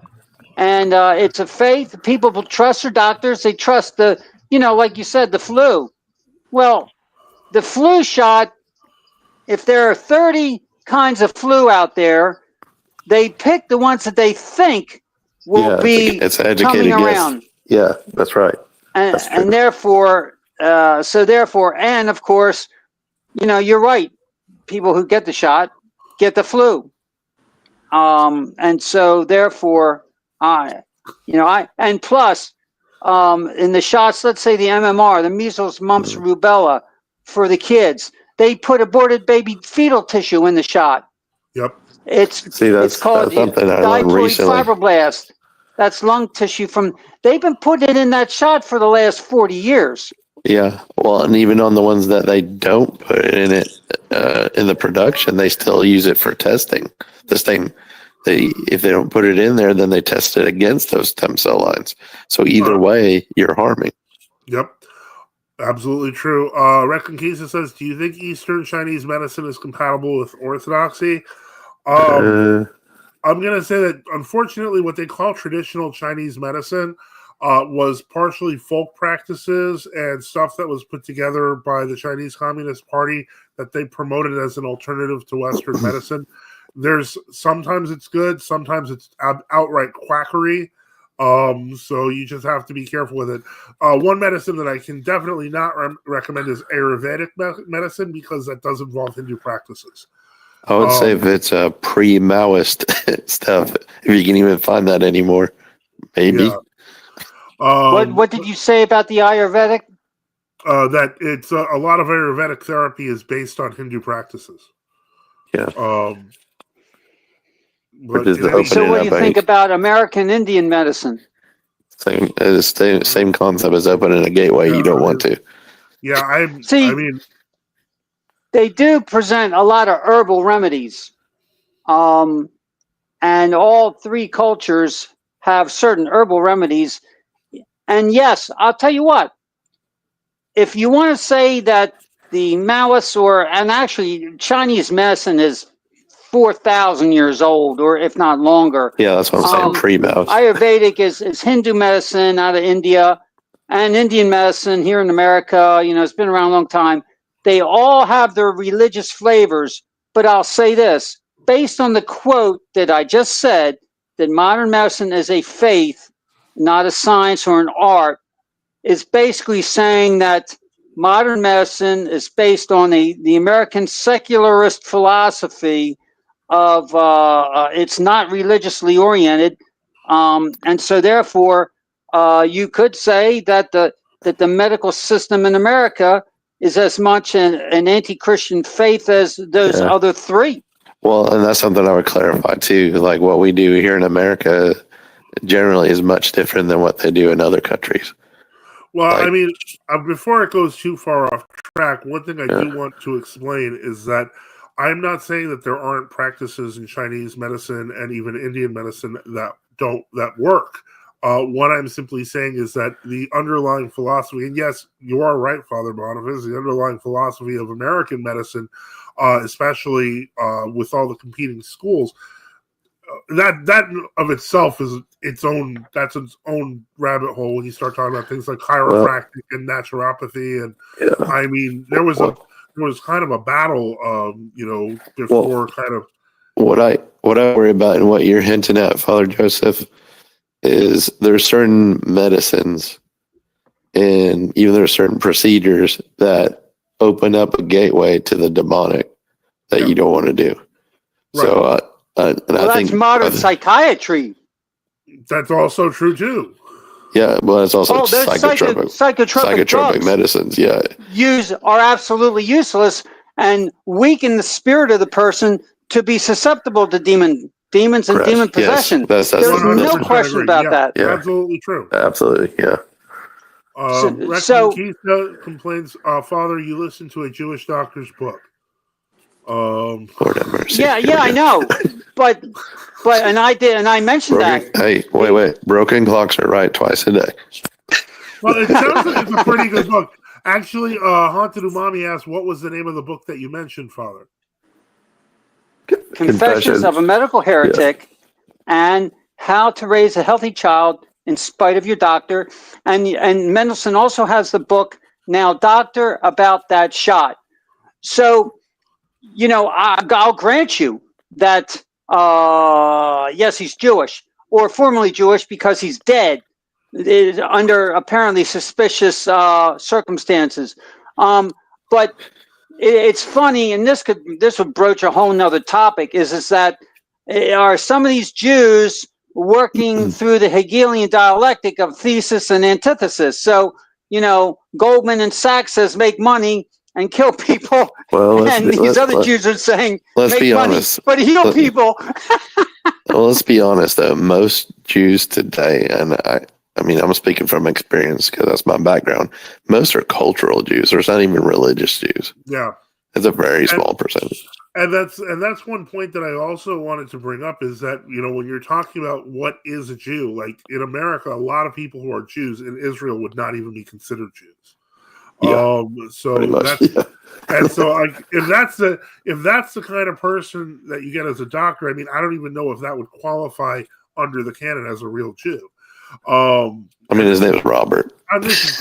Okay, so I do have a certain amount of credibility. I have a shot at it, and Mendelsohn does too. But the point is that where are, let's say, Orthodox doctors coming out and exposing this stuff? The problem is that they're probably over in Romania dealing with this stuff because very few are outspoken in America. How many Orthodox Christian doctors have you gone to? That's a good question. How about zero? No, I mean, there is one Orthodox Christian doctor who I'm a big fan of. That's Dr. Pete Petitsis, who wrote the Athos Diet. I actually was on his channel once because the diet, I did lose 20 pounds on it, so I can't. You need to get him on your channel, huh? I know. But in any case, let me see what we've got here. The author said he was a heretic, LOL, at least he was self-aware. Orthopirate. Black Orzo Acolyte says Bobby, from Bobby's perspective, on a psychedelic drug experience, had an entity tell him convert to Islam. He later left the Serbian church and converted to Islam. That's pretty terrifying. After hearing that, I decided I'd avoid such drugs. John Wrinkle says in the early 20th century, Rockefeller financed the medical schools and turned the schools from herbal medicine to pharmaceutical medicine. I will definitely agree to that. There are even cases to the medical industry and the pharmaceutical industry today, and I have a bone to pick. I'm not sure if I'm going to mention it today, but a big part of the reason why our family went through what it did today, this week, was largely due to a particular medication. And I'm not mentioning it yet, and I have my reasons, but I will, and it will be very loud about. I'll be very loud about it when I do, and it will be soon. But yeah, a lot of the pharmaceutical industry is based on profiting off of basically anything that they can get you to think is medicine. It's based on profiting off of things that we know work and trying to get them patented. A good example of this is red yeast rice, which was known to lower blood pressure for centuries in China, actually. And then they patented the statin in it, lomastatin, and began making derivatives off of it. So technically, you have to actually, red yeast rice is effectively a prescription drug. But other drugs that are outright poisons are also being distributed. And it's all designed to put profits over people. Make you sick, and then and then buy the remedy. Well, the food makes you sick, and then the pills make you sick. I would like to mention something about that, if you allow me. Go for it. Last thing for tonight, because I have to go. So, two things. First of all, medicine wasn't always an orthodox, in brackets. I can say technique. Like from the ancient years, we know that the ancient doctors, they were using the skin of the snakes and stuff like that to make medicines. This is known. So I don't know if I am able to judge the modern medicine compared to what we had all those years, with what we grew up all those years. One thing I'm going to say, and I know this is going to hear a little weird, but this is going to sound a little weird, but I feel that it's true. Is that if Constantinople wouldn't fall into the Latins at 1204, we would have had a medicine for the cancer and a lot more diseases 500 years ago. So whoever knows what I'm talking about, think about it and you'll see what I mean. So thank you so much. I have to go, so I have to leave you. It was nice chatting to you. God bless your blessings, Holy Fathers, and have a good night. Have a good night. Bye bye. I got a point to kind of bring up. So Sure. In the scriptures, it there's the word pharmakia, and it's constantly said, and that's sorcery in some way, right? And, correct. Right. So that's not like wrong. These doctors are like modern day sorcerers, and these drug dealers, even on the street, are sort of doing sorcery in a biblical context. But the other thing I was going to bring up is this quote. It says, "If Christ were to walk into the world today, do you know what would happen to him? He'd be placed in a mental institution and given psychotherapy, just as would his saints. The world would crucify him today as it did 2,000 years ago. For the world has not learned anything new, except more devious forms of hypocrisy." That's Father Seraphim Rose. So yeah, that's very true. Sure. I mean, I hate to say it. Let me expand on some things here. It's like if you want to look at ancient medicine, you can still use some righteous understanding when it says that I will not give a person a poison in order to heal them. It doesn't make sense. And so what they do is they'll give a person a vaccine, which is a poison, legally speaking, and which is supposedly causes the body to set up a defense and make antitoxins in order to fight the toxin. Well, the problem is that your body's normal system of defenses is through the mouth and through the nose. And so because you smell things, you get bacteria or whatever through the nose or through the mouth, what you eat. And so your immune system fights in those directions. But if you get a shot, the shot is doing an end around to those defenses and going right into the body. And so therefore it can wreak havoc because there's nothing there to give a opposition to it. And so therefore that's why a lot of these toxins go to certain parts of the body because there's nothing to stop them from going there. Well, So again, it makes sense that if you are a fenced-in city, if you have your walls built well, if you say that the way we fight our enemy is to put a breach in our wall, let the enemy come in, and then that will strengthen us in order to fight the enemy, is completely absurd. But that's what's happening in the philosophy of medicine, is you're weakening yourself and thinking that it's going to create a defense when actually you've weakened yourself and toxified yourself to lower your defenses. well, there's a lot of truth to that, Father. Like where I live in southern Appalachia, there's people that live into their 80s, 90s, 100s, sometimes longer than that, and they, majority of their life, they never took any medicines. And some of them still don't take medicines. Some of them still, up in their 80s and 90s, go hiking in the mountains to go get certain berries and like ginseng if you go up to Tennessee and stuff like that. And they just get the wild berries and different parts of the trees, and they grind up and make That's their own right. little medicine. Yeah. So, and they're living a lot longer than some of us. So when I was a kid, I would say I got the DPT shot, diphtheria, pertussis, typhoid, Yeah. and I remember it. I didn't know exactly what that shot was. I was very young, but I had a high fever, 105. I was delirious, and I remember it. And what I do is I have to say that had to be the shot, because I remember getting a shot in the hip. But, and so therefore, years later, when I learn about this stuff through pro-life work and getting people to direct me in these directions, I read A Shot in the Dark by Barbara Lowe Fisher and Harris Coulter, and it said, and Fisher brings up the point that one of the reactions to the DPT shot, which is specifically actually the pertussis, is the development of histamines. That shot, the pertussis, causes the body to produce histamines. So what do people take today when they have allergies? Antihistamines. Antihistamines. Aha. Interesting, isn't it? Those actually cause other problems. Like So yeah, right. So it just compounds it. But nevertheless, she said in the book that it produces histamines, and so therefore people are taking antihistamines because of the reaction, and that's a lifetime issue.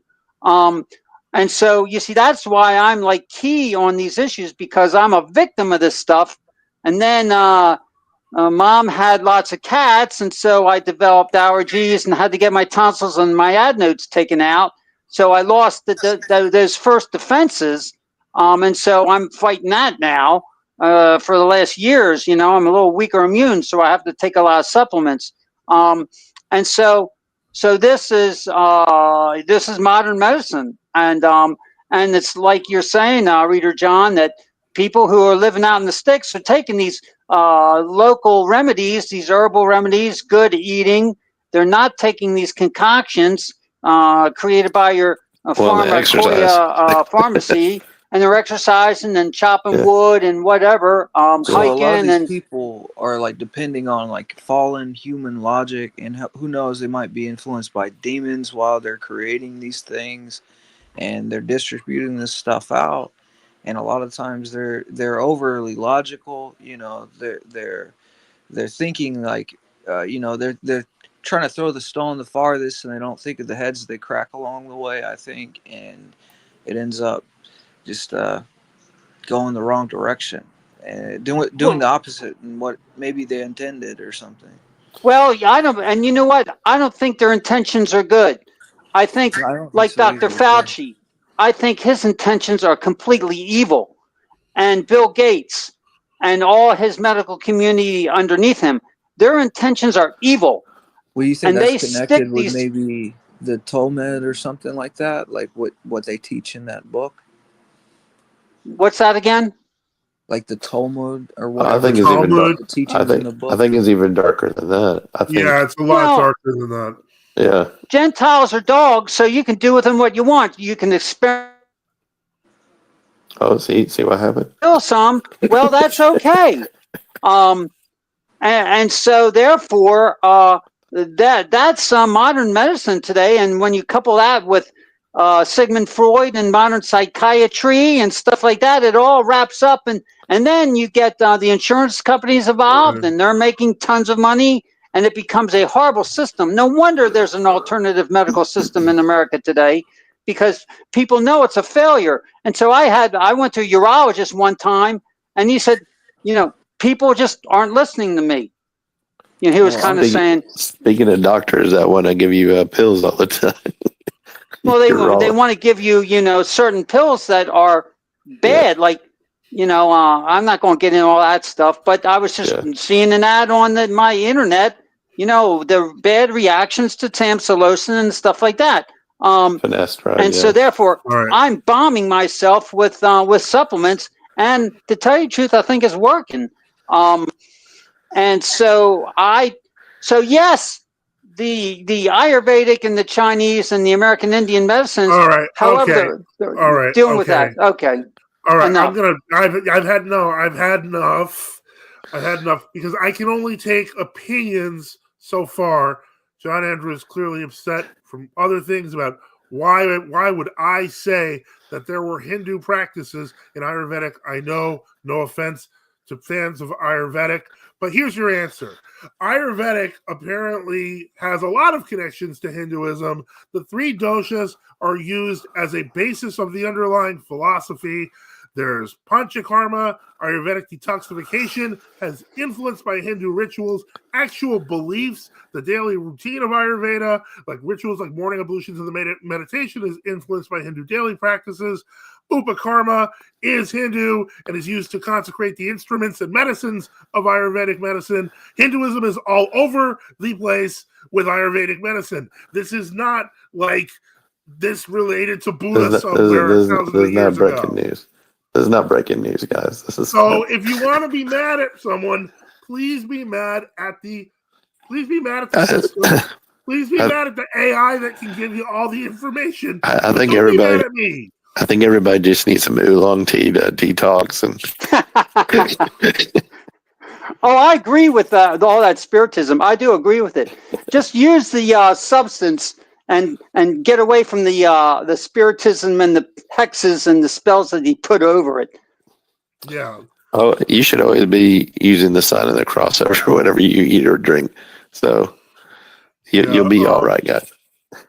All right, I'm so lost in this. No, sorry, John Andrew. Just I know you're upset, and yes, Father Boniface, not Benedict, is correct on herbal medication. It does work. My whole point of the pharmaceutical industry basically taking out trademarks on plants, it That's was ridiculous. Related to that point. Well, that's how we came up with Tylenol. Well, yeah, and I think Tylenol's a placebo personally, but healthy food leads to healthy bodies. We need to concentrate on eating healthy food. Support your local farmers and eat fresh. They tried to get me to take the tetanus shot. I told them rabies is a lie and gay. Israel considers anyone Jewish DNA as Jews. I don't think that's accurate. That's not true anymore. No. Yeah.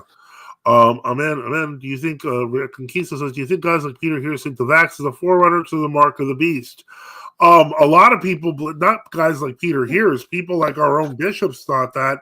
I know that Metropolitan Angelos, of blessed memory, clearly made that statement. Well, Peter Here's did a video about it. Peter Here's did a video about it, but then his hero, Metropolitan What's-His-Face, Seraphim of Perea, said if you didn't get the shot, you'd be excommunicated. Yep. John MC says Fauci equals criminal. Very true. Bill is part of the Maxwell banking family. That is also true. Shut it down. Where the part they got him. I'm frustrated because I try to follow any alternative types of medicines. I'm big into naturopathy. I'm very big into alternative medicine. I'm really good with that sort of stuff. So I'm not saying it because I'm down with anything that's not Pfizer. Even to bring it back to orthodox, what's that real popular one? Ketogenic diet, where you're eating a lot of meat. Well, what do the fathers warn you about if you eat too much meat? What is that going to do? I mean, Yeah, and then there's people in World Orthodoxy who are trying to push the ketogenic diet over the fast. Like, well, what's his face? A deacon who pretends he's a priest.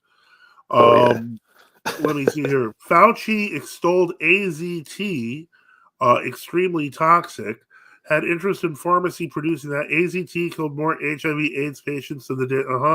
And HIV/AIDS was produced. well, Okay. Fauci's also the one that said you can catch AIDS just by like drinking after. He's the one who spelled out a lot of that misinformation about how much. I thought you were okay. John Edwards is clearly upset by other things. It was clearly it was simply a question. I thought you were mad. Brave AI is wrong half the time. Okay, but is the question wrong? We can, if you'd like, I can put it in another AI. But my whole point is, if that's a genuine question for me, this stuff is actually well known. Like, it's not like I didn't come up with it out of thin air. And don't forget, look under us. You can see a little link if you want to come up here and ask a question. And you're right. You're right. Father Boniface was exactly the point. Father Joseph took offense for no reason. I wasn't offended. I was surprised that a lot of people don't know this, and it's okay, but like, it's still not great. Okay. There's no such thing as Jewish DNA, says John MC. That's a complicated question, but yeah, it's a complicated question. It is, though, because I do have something that's called Ashkenazic whenever they do DNA test. Right, so, but the main problem is that when you're dealing with Ashkenazic DNA, and then when you're dealing with, like, for example, Sephardic DNA, yeah, a lot of it overlaps so much with your Western European or Spanish DNA that in some ways it's indistinguishable. There was a book written by an Israeli Israeli doctor that got banned in Israel because he basically was saying ethnically there's not really that much that's different about us from where we lived, and effectively that would have destroyed the Jewish claim to a national. Well, yeah, and that's what I was going to say. Is it lines up with certain areas like you're saying Western Europe for Sephardic, and then like Eastern Europe for Ashkenazi. Yeah, it is complicated. It's an overlapping mixture. I don't know what that means, but I'm putting it up because you remember. Yeah, Father Deacon Ananias is the one that pushes carnivore over fasting. Oh, yeah, the only proper way, John A. asked, how does one do a carnivore diet during the fast? The only proper way to do a carnivore diet during the fast, and this does not count if you are aged, ill, or pregnant. If you are aged, ill, or pregnant, the fast does not apply to you. Please keep that in mind, especially if you judge someone else. If you see an older person eating meat during a fast and you're 20, you don't have a right to judge them. If you see a pregnant woman eating an ice cream during a fast and you're, not a pregnant woman, you can't judge her. Like, these are basics, guys. It's like, I don't know, I'm blown away by it sometimes. People take this like internet orthodoxy just sometimes too far. Like, it gets to the point where, it's like if you see like a 50 to 70-year-old guy having trouble doing prostrations, and you're seeing this 20-something-year-old going, yeah, that's the correctness disease. And I have a question for Reader John. What did I do? Would you set up tours to the for hunting tours to go to the Appalachians? Well, I mean, if the price is right, I mean, I was raised Jewish. Okay, Reconquista Orthodox writes, Father, there are two things I don't trust in this world: Jewish doctors and female pilots. But what about female drivers? Whoa! I'm dead for that. That's it. You are. Well, the insurance companies didn't trust them years ago. They had higher rates. Well, he was a priest. We knew this priest named Father Joseph, but he's dead now. R.I.P. in peace. John A. says, how does one do a carnivore diet during the fast? Properly, if you're on the Western Rite and you're of good health, etc., you can have fish. On the Eastern Rite, you can have shellfish and more shellfish. And ultimately, that would be kind of it. I mean, there's a lot of protein, and there's a lot of high proteins in some vegetables. So There is, but if it's a carnivore diet, you're not allowed to have vegetables. well, I thought it wasn't. I thought it wasn't necessarily carnivore. I thought it was more protein. Like Oh no, well, yeah, a protein. Yeah. You can do an easy protein fast with the fasting rules, but he specifically said carnivore diet, which is weird. Yeah, but this is very closely touching on something that drives me nuts. That some people use the fast for like health, like a health guru thing. Like the fast is for repentance, people. Yep. Yeah, that's called the fast of the demons, right? Yeah, well, that's all different. That's if you're judging your brother. Reconquista says, my ancestry DNA added 3% Jewish in 2024, and I had ancestry for 4 years. I have not submitted my DNA to Ancestry.com, which is now at least partially owned by Google, and will never do that because I don't want them to have my DNA. I found out my wife has Egyptian. You got the book, Shlomo Sand, The Invention of the Jewish People. Thank you, John MC. That was the book I was referring to. Yeah. John Andrew McDonald, nobody can judge anyone on the fast, not just elderly. Yeah. Yes, nobody should judge anyone on the fast. Unfortunately, people do judge people on the fast. You want to hear something? You want to hear something crazy? So I show up as Ashkenazic, and my wife found out she has a little bit of Egyptian. So every night before she goes to bed, I sing "Let My People Go." Sorry, I had to lighten it up. Ortho Bros, when Sunrise says Ortho Bros, when Grandma doesn't watch Jay Dyer. I don't know. Yeah, why would a grandma watch Jay Dyer? Well, it's because everyone has to watch Jay Dyer. It's usually 20-somethings watching a middle-aged man. Ooh, I think the joke is if you don't watch Jay Dyer, you're not really Orthodox. But John, I'm not really Orthodox. Especially a pregnant woman eating a chocolate ice cream and a dill pickle. That is correct. You know that post he made on Roots of Orthodoxy? So he's on Twitter and he's like, I knew this guy wasn't really Orthodox, and I posted a picture of Kirill, and I was like, that's your own problems. That's pretty funny. John Andrews says, the canon say not to go to a Jewish doctor. Yes, they do say that. And I personally have never had a problem with this. I'll just, I don't have to even ask. I just look at the list of doctors and I pick, There's a historical context. Come on, people. Yeah. Reconquista says that's a lot of money if you do carnivore diet. It is. That's why you should do carnivore these diet. days. Yeah. Eat some beans, kids. Jay Dyer brought you into Orthodoxy. We can tell. Oh wait, who said? I don't know who said that, but anyway, hummus maxing during the fasting periods, atomic lead. Absolutely right. Hummus is just useful for that. So good. Jay Dyer blocked me a long time ago. I wear that as a badge of honor. Carnivore diet for medical reasons is fine during the fast if your priest blesses it. Well, yeah, if I covered medical reasons. John, looking to Ray Pete, carnivore destroyed my health. I still am not fully sure what Ray Pete is. What was that thing? What was it called? Jay Dyer brought me into Orthodoxy. Bless your heart. Okay. Hopefully we can get you into real Orthodoxy.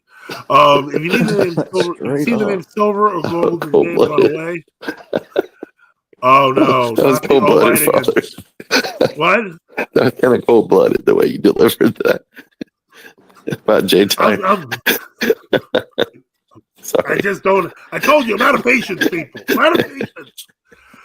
If you see the name Silver or Gold, run away. And then Sunrise says, Olight flashlights, weeks, Jewish doctor. Not the flashlights again. Okay, Jewish doctors. Yeah, we're going into the dark territories. But, thanks for mentioning the Olight flashlight. To again remind you, you do not have what I have. I have the light of NFTU. You don't have that. So, you're not as privileged. But please donate that. Actually, we made that ourselves. Anyway, let me see here. Well, for a donation, you should offer one up. Merchandise. You got to put the price of the donation. Slap a sticker on it, folks. You donate $100. You get my light. There you go. Light. My personal light. He sneezed on it. I It has didn't his, sneeze on it. it has his DNA. Okay, don't be weird. Don't make this weird. Now I'm gonna clean this up I'm gonna bleach this and spray it. Now you can test father's DNA. Someone from Google's like, finally, we got him, boys. $100. All right. Reader John, that was kind of my point from John Andrew McDonald. The Orthodox traditions, publications. Someone on carnivore that's eating meat and drinking water only, and then the rest of everyone else eating fake meat, fake cheese, fake butter, vegan cookies. Oh man, don't get me started on fake cheese. Ugh. Who's fasting? Again, the question of the carnivore thing, that is between you and your priest. However, I mean, if you're eating meat, you're fasting, but and drinking water, you're fasting, but you're not abstaining. But again, that's with you and your priest. Reconquista, that was 5 years ago. LOL. I'd rather drink regular milk than fake and gay milk. What's gay milk? Why gay milk? What do you mean? Raw milk's the best. Please clarify. Yeah, no, or don't. Captain Compromise says Google has donated $100. Sunrise donated $5. All I got is $5. Can I get a Marble King T-shirt?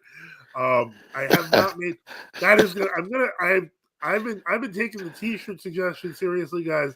I am gonna most likely making a few shirts, but now the Marble King Wen shirt has to happen.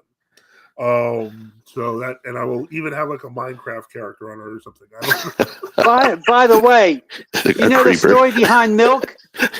You know the story behind the pasteurization of milk? You know who own the rights to all the pasteurization equipment? The Rothschilds. Wasn't it? Yeah. Wasn't it? One of the Roths, the big one in England. He was the one who pushed for pasteurization of milk in England. There. So. Yeah, I think. Yeah, because he had all the rights to the equipment. I think they took Louis Pasteur for a ride too. Well, they optimized on it and went ahead and set the agenda, and now they're making money. Yep. Funny. Well, that's why we have seed. That's why we have seed oil in our food too. Industrialization. Yeah. Reagan signed no ethic law informally. Lubavitchers consider it binding in the USA. New anti-Semitic laws, if adopted, will make it possible for Jews, Zionists to kill anyone they dislike. I don't know how well that's going to be enforced. I know about the whole Reagan signing the Noahide laws. I imagine that we may see vigilantism in the future of some kind of that. Did you know Hanukkah was created less than a century ago? Okay, so he means Reconquista means like fake milk, like almond milk, oat milk. I don't know if that was created less than a century ago. I have no idea. It's actually commemorate. It was a minor holiday. I would say it was made into a more major holiday because of Western Christmas about 100 years ago. But no, it's always been around. It commemorates the purification of the temple. Yeah, that's I was going to say it became heavily promoted starting in 1970. Yeah. But it existed before that. Yeah. As for almond milk and oat milk, the truth is almond milk actually extends back to like the 9th century. And people have been using even earlier than that. Yeah, people have been using Egyptian. it for fasting forever. And fun fact, people used medieval almond milk to make medieval fake hard-boiled eggs. Right. And so let me see. Atomic Lead says Rothschilds. Sunrise says chocolate milk is based on. Reconquista says raw milk is the straight man's drink. Okay, I'm not going to judge anyone's. I'm just going to say all men can drink what they want, and as long as it's let's not go too far. Don't be a toxic masculine. What the heck? Chocolate milk is based. Pasteurization just kills all the benefits. That's true. Raw milk is better, and if you can get your access to it, get it. I lived on an Amish farm, and the raw milk tastes like vanilla ice cream. That's the first time he said that to me before I tried raw milk for the first time, and he was not wrong. It is so creamy. It is. Get it if you can get it. Get it. Please do. 2% milk is sin. 2% milk is an abomination. Support local farmers and get raw milk, cream, and kefir. EJ, very true. John MC says those ancestry DNA companies have Jews behind them. They cheat. They look in the back of the book. Check the LSI. Okay, I feel like you've got a theme going here, John. Yeah, there's definitely a theme here. I bet you see Jews in your Wheaties.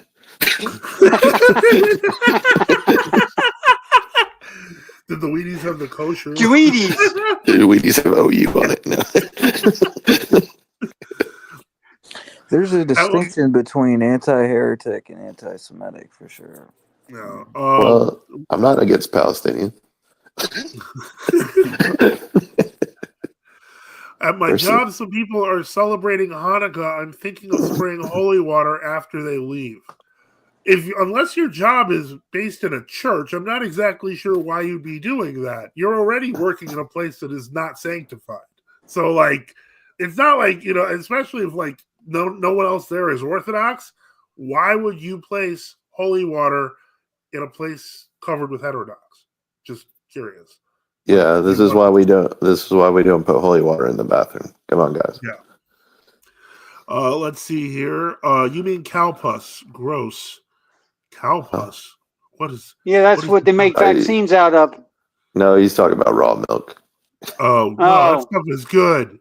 That's delicious. You're wrong. It's no offense, OTP. It's like we're not. I mean, we're still friends. If you're okay with that, but no, that's good stuff. Sunrise, raw milk and raw meat, and 4 sticks of butter each meal. Okay, we're getting a little far here, guys. Reconquista. Most almond milk has stop tempting me. We still got a few weeks. Most almond milk has seed oils. I'm not sure about that. I'm sure that there's not.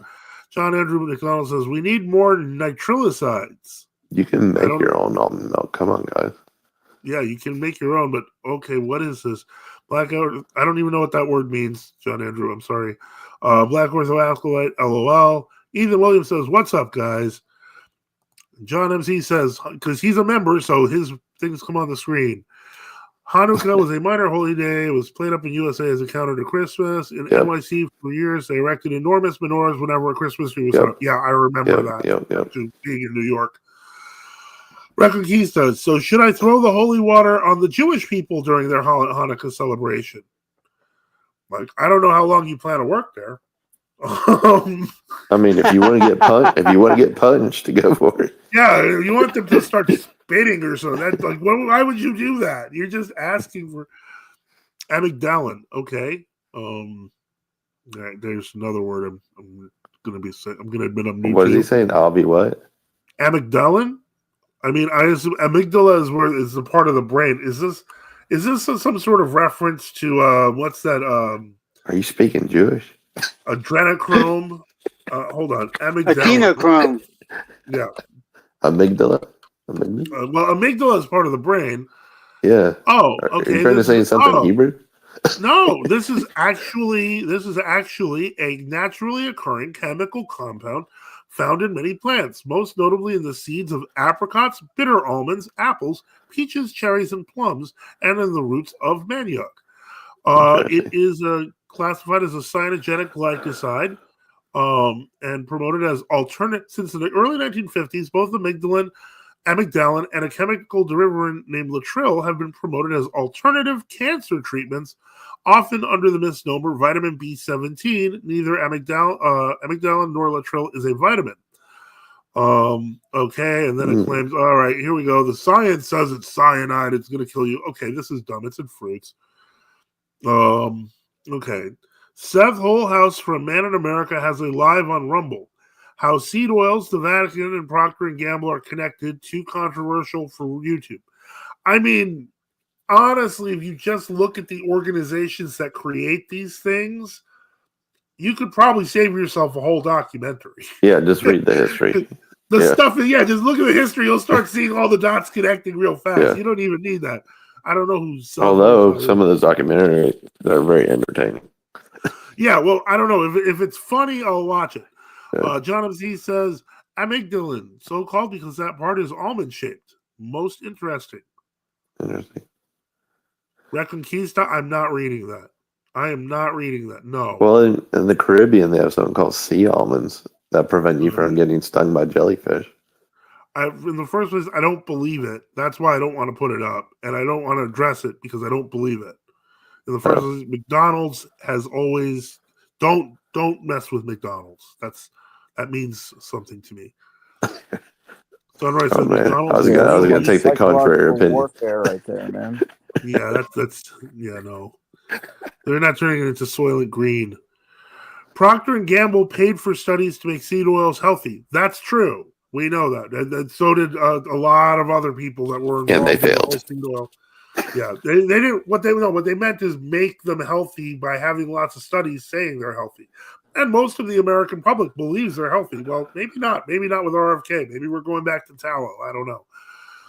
If he gets elected. Yeah, well, you mean nominated? Yeah, if if he gets approved by Congress.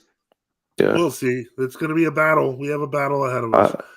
Anonymous Man 115. Hello, fathers. Question: what is overall the Orthodox teaching on heaven and hell? I just know it's vastly different from the West. Okay, it's not that vastly different from the West. It is mostly what, very simply, heaven being the abode of God, hell being the ultimate separation from him.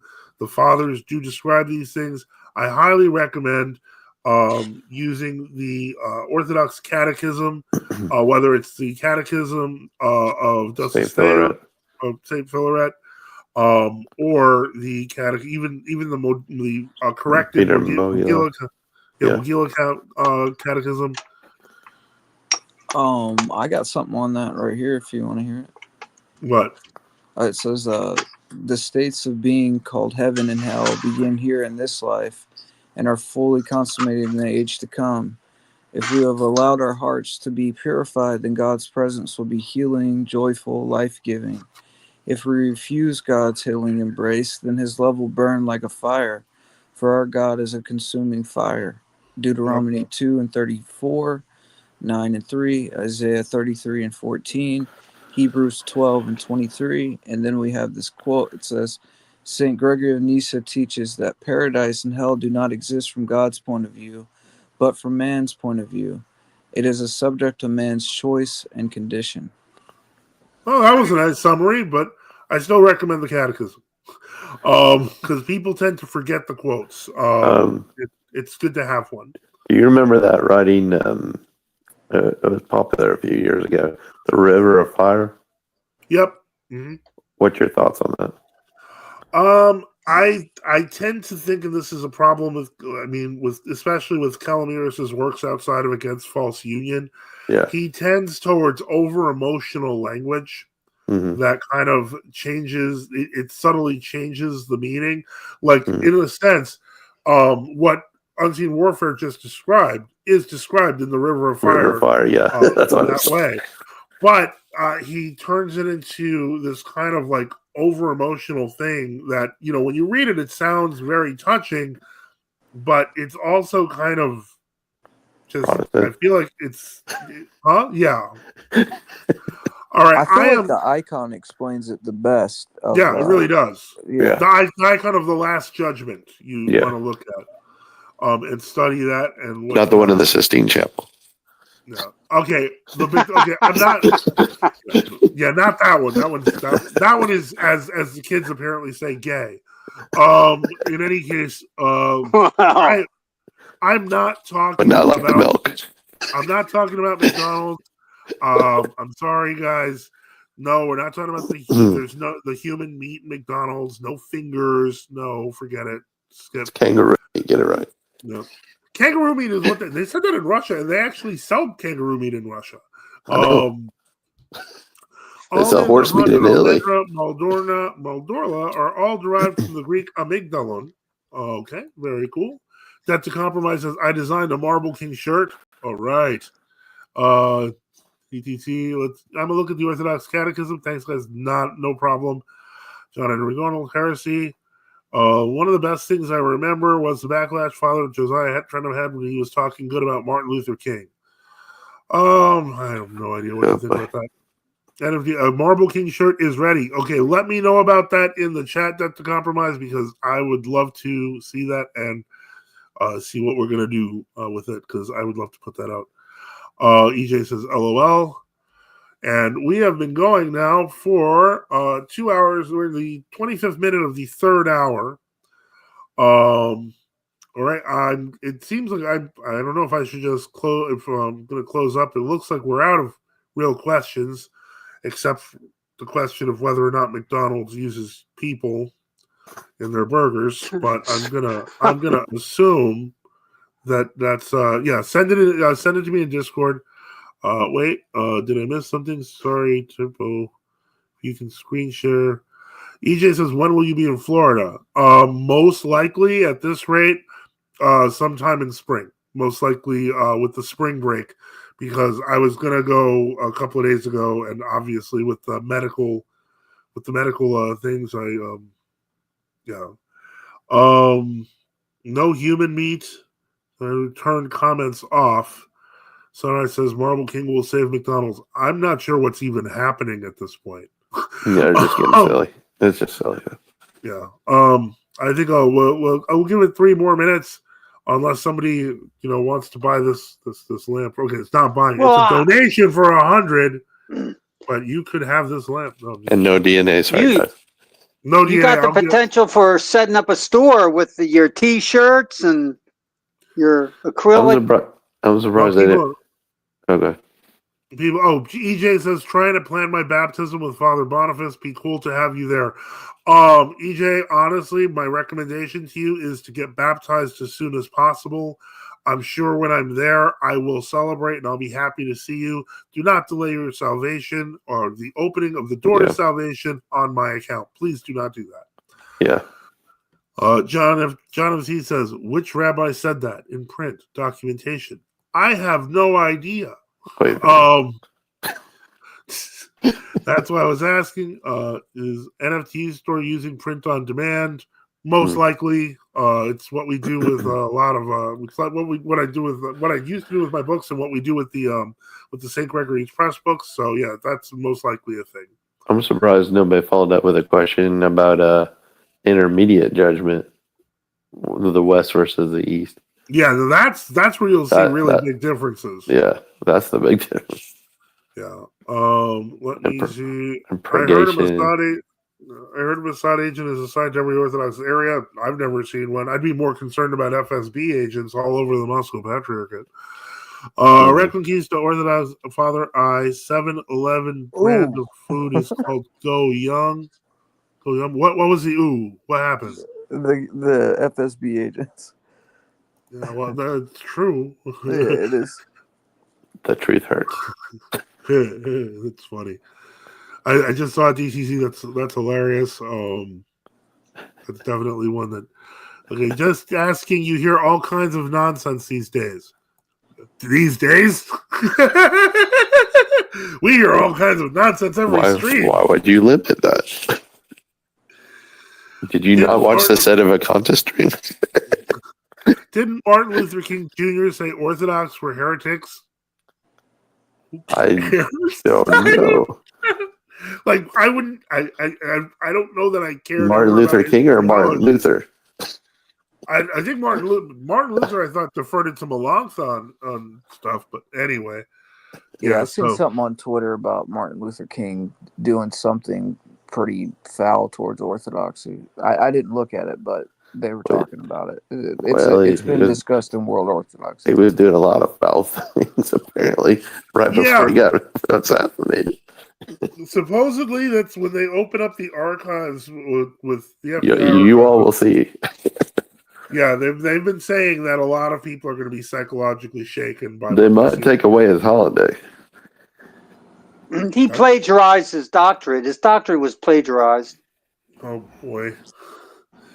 All right. I think he was too idealistic. Like, he just sort of he tried to transform the world instead of. Well, don't get me started on Nelson Mandela.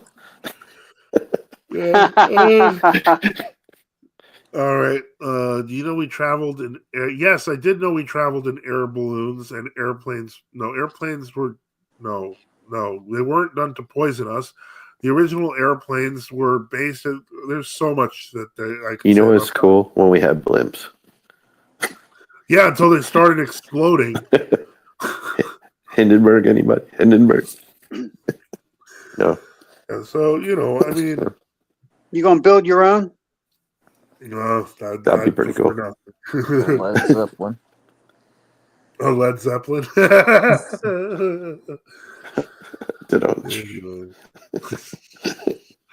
All right, that's enough. We're at the 30th minute. That's it.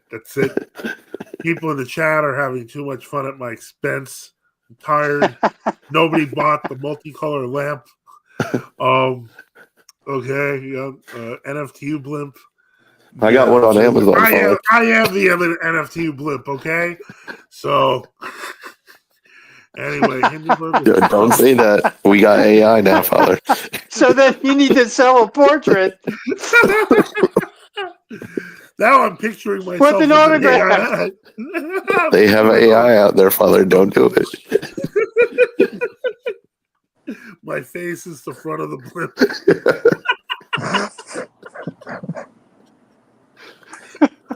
Make sure you put on his That's just pectoral another cross. product of your store.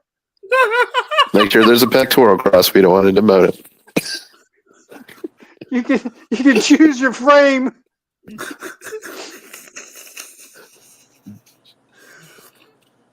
Watch, that'll be the first product that takes off. I think this fast is making us go crazy. I think you need to figure out a laser pattern for the frame of your picture. All right, kid. All right, kids. One more announcement before Father lets us go. If you're not celebrating Saint Spirit on this week, then you're in trouble. That's correct. This week is not Christmas. Instead, you are watching NFTU because we will be doing the horror stream, and I will be going a full shift in solidarity with all of the convenience store workers to answer every objection about true orthodoxy. That's how that goes. I'm going to laugh if somebody calls from 7-Eleven. Well, I don't know if I'm taking call-ins yet. I'm still not sure. Depends on how long it is and if we get a lot of more objections. Father, answer the real question. What are your thoughts on flat Earth? Have a good night, people. May God bless you in the name of the Father, Son, and the Holy Spirit. And I will just read. Thank you to everyone, to Unseen Warfare, to Father Boniface, to Reader John, to Zelotus, to our listeners, to those who had questions and had comments, and those who support our mission. Support the channel. We at NFTU need your help. Support us by subscribing or donating at nftu.net. On Give Us a Go on Odyssey. We remember all of you in our prayers. And thank you for all the support for NFTU. As always, don't forget to like and subscribe through the prayers of Holy Father, so Jesus Christ, our God, have mercy on us and save us. Amen. I'll post Marble King T-shirt on DCT's channel. I say, why not? Have a good night. And yes, unfortunately, Reconquista, that is the answer to the question. Good night, Father. Good night. Later.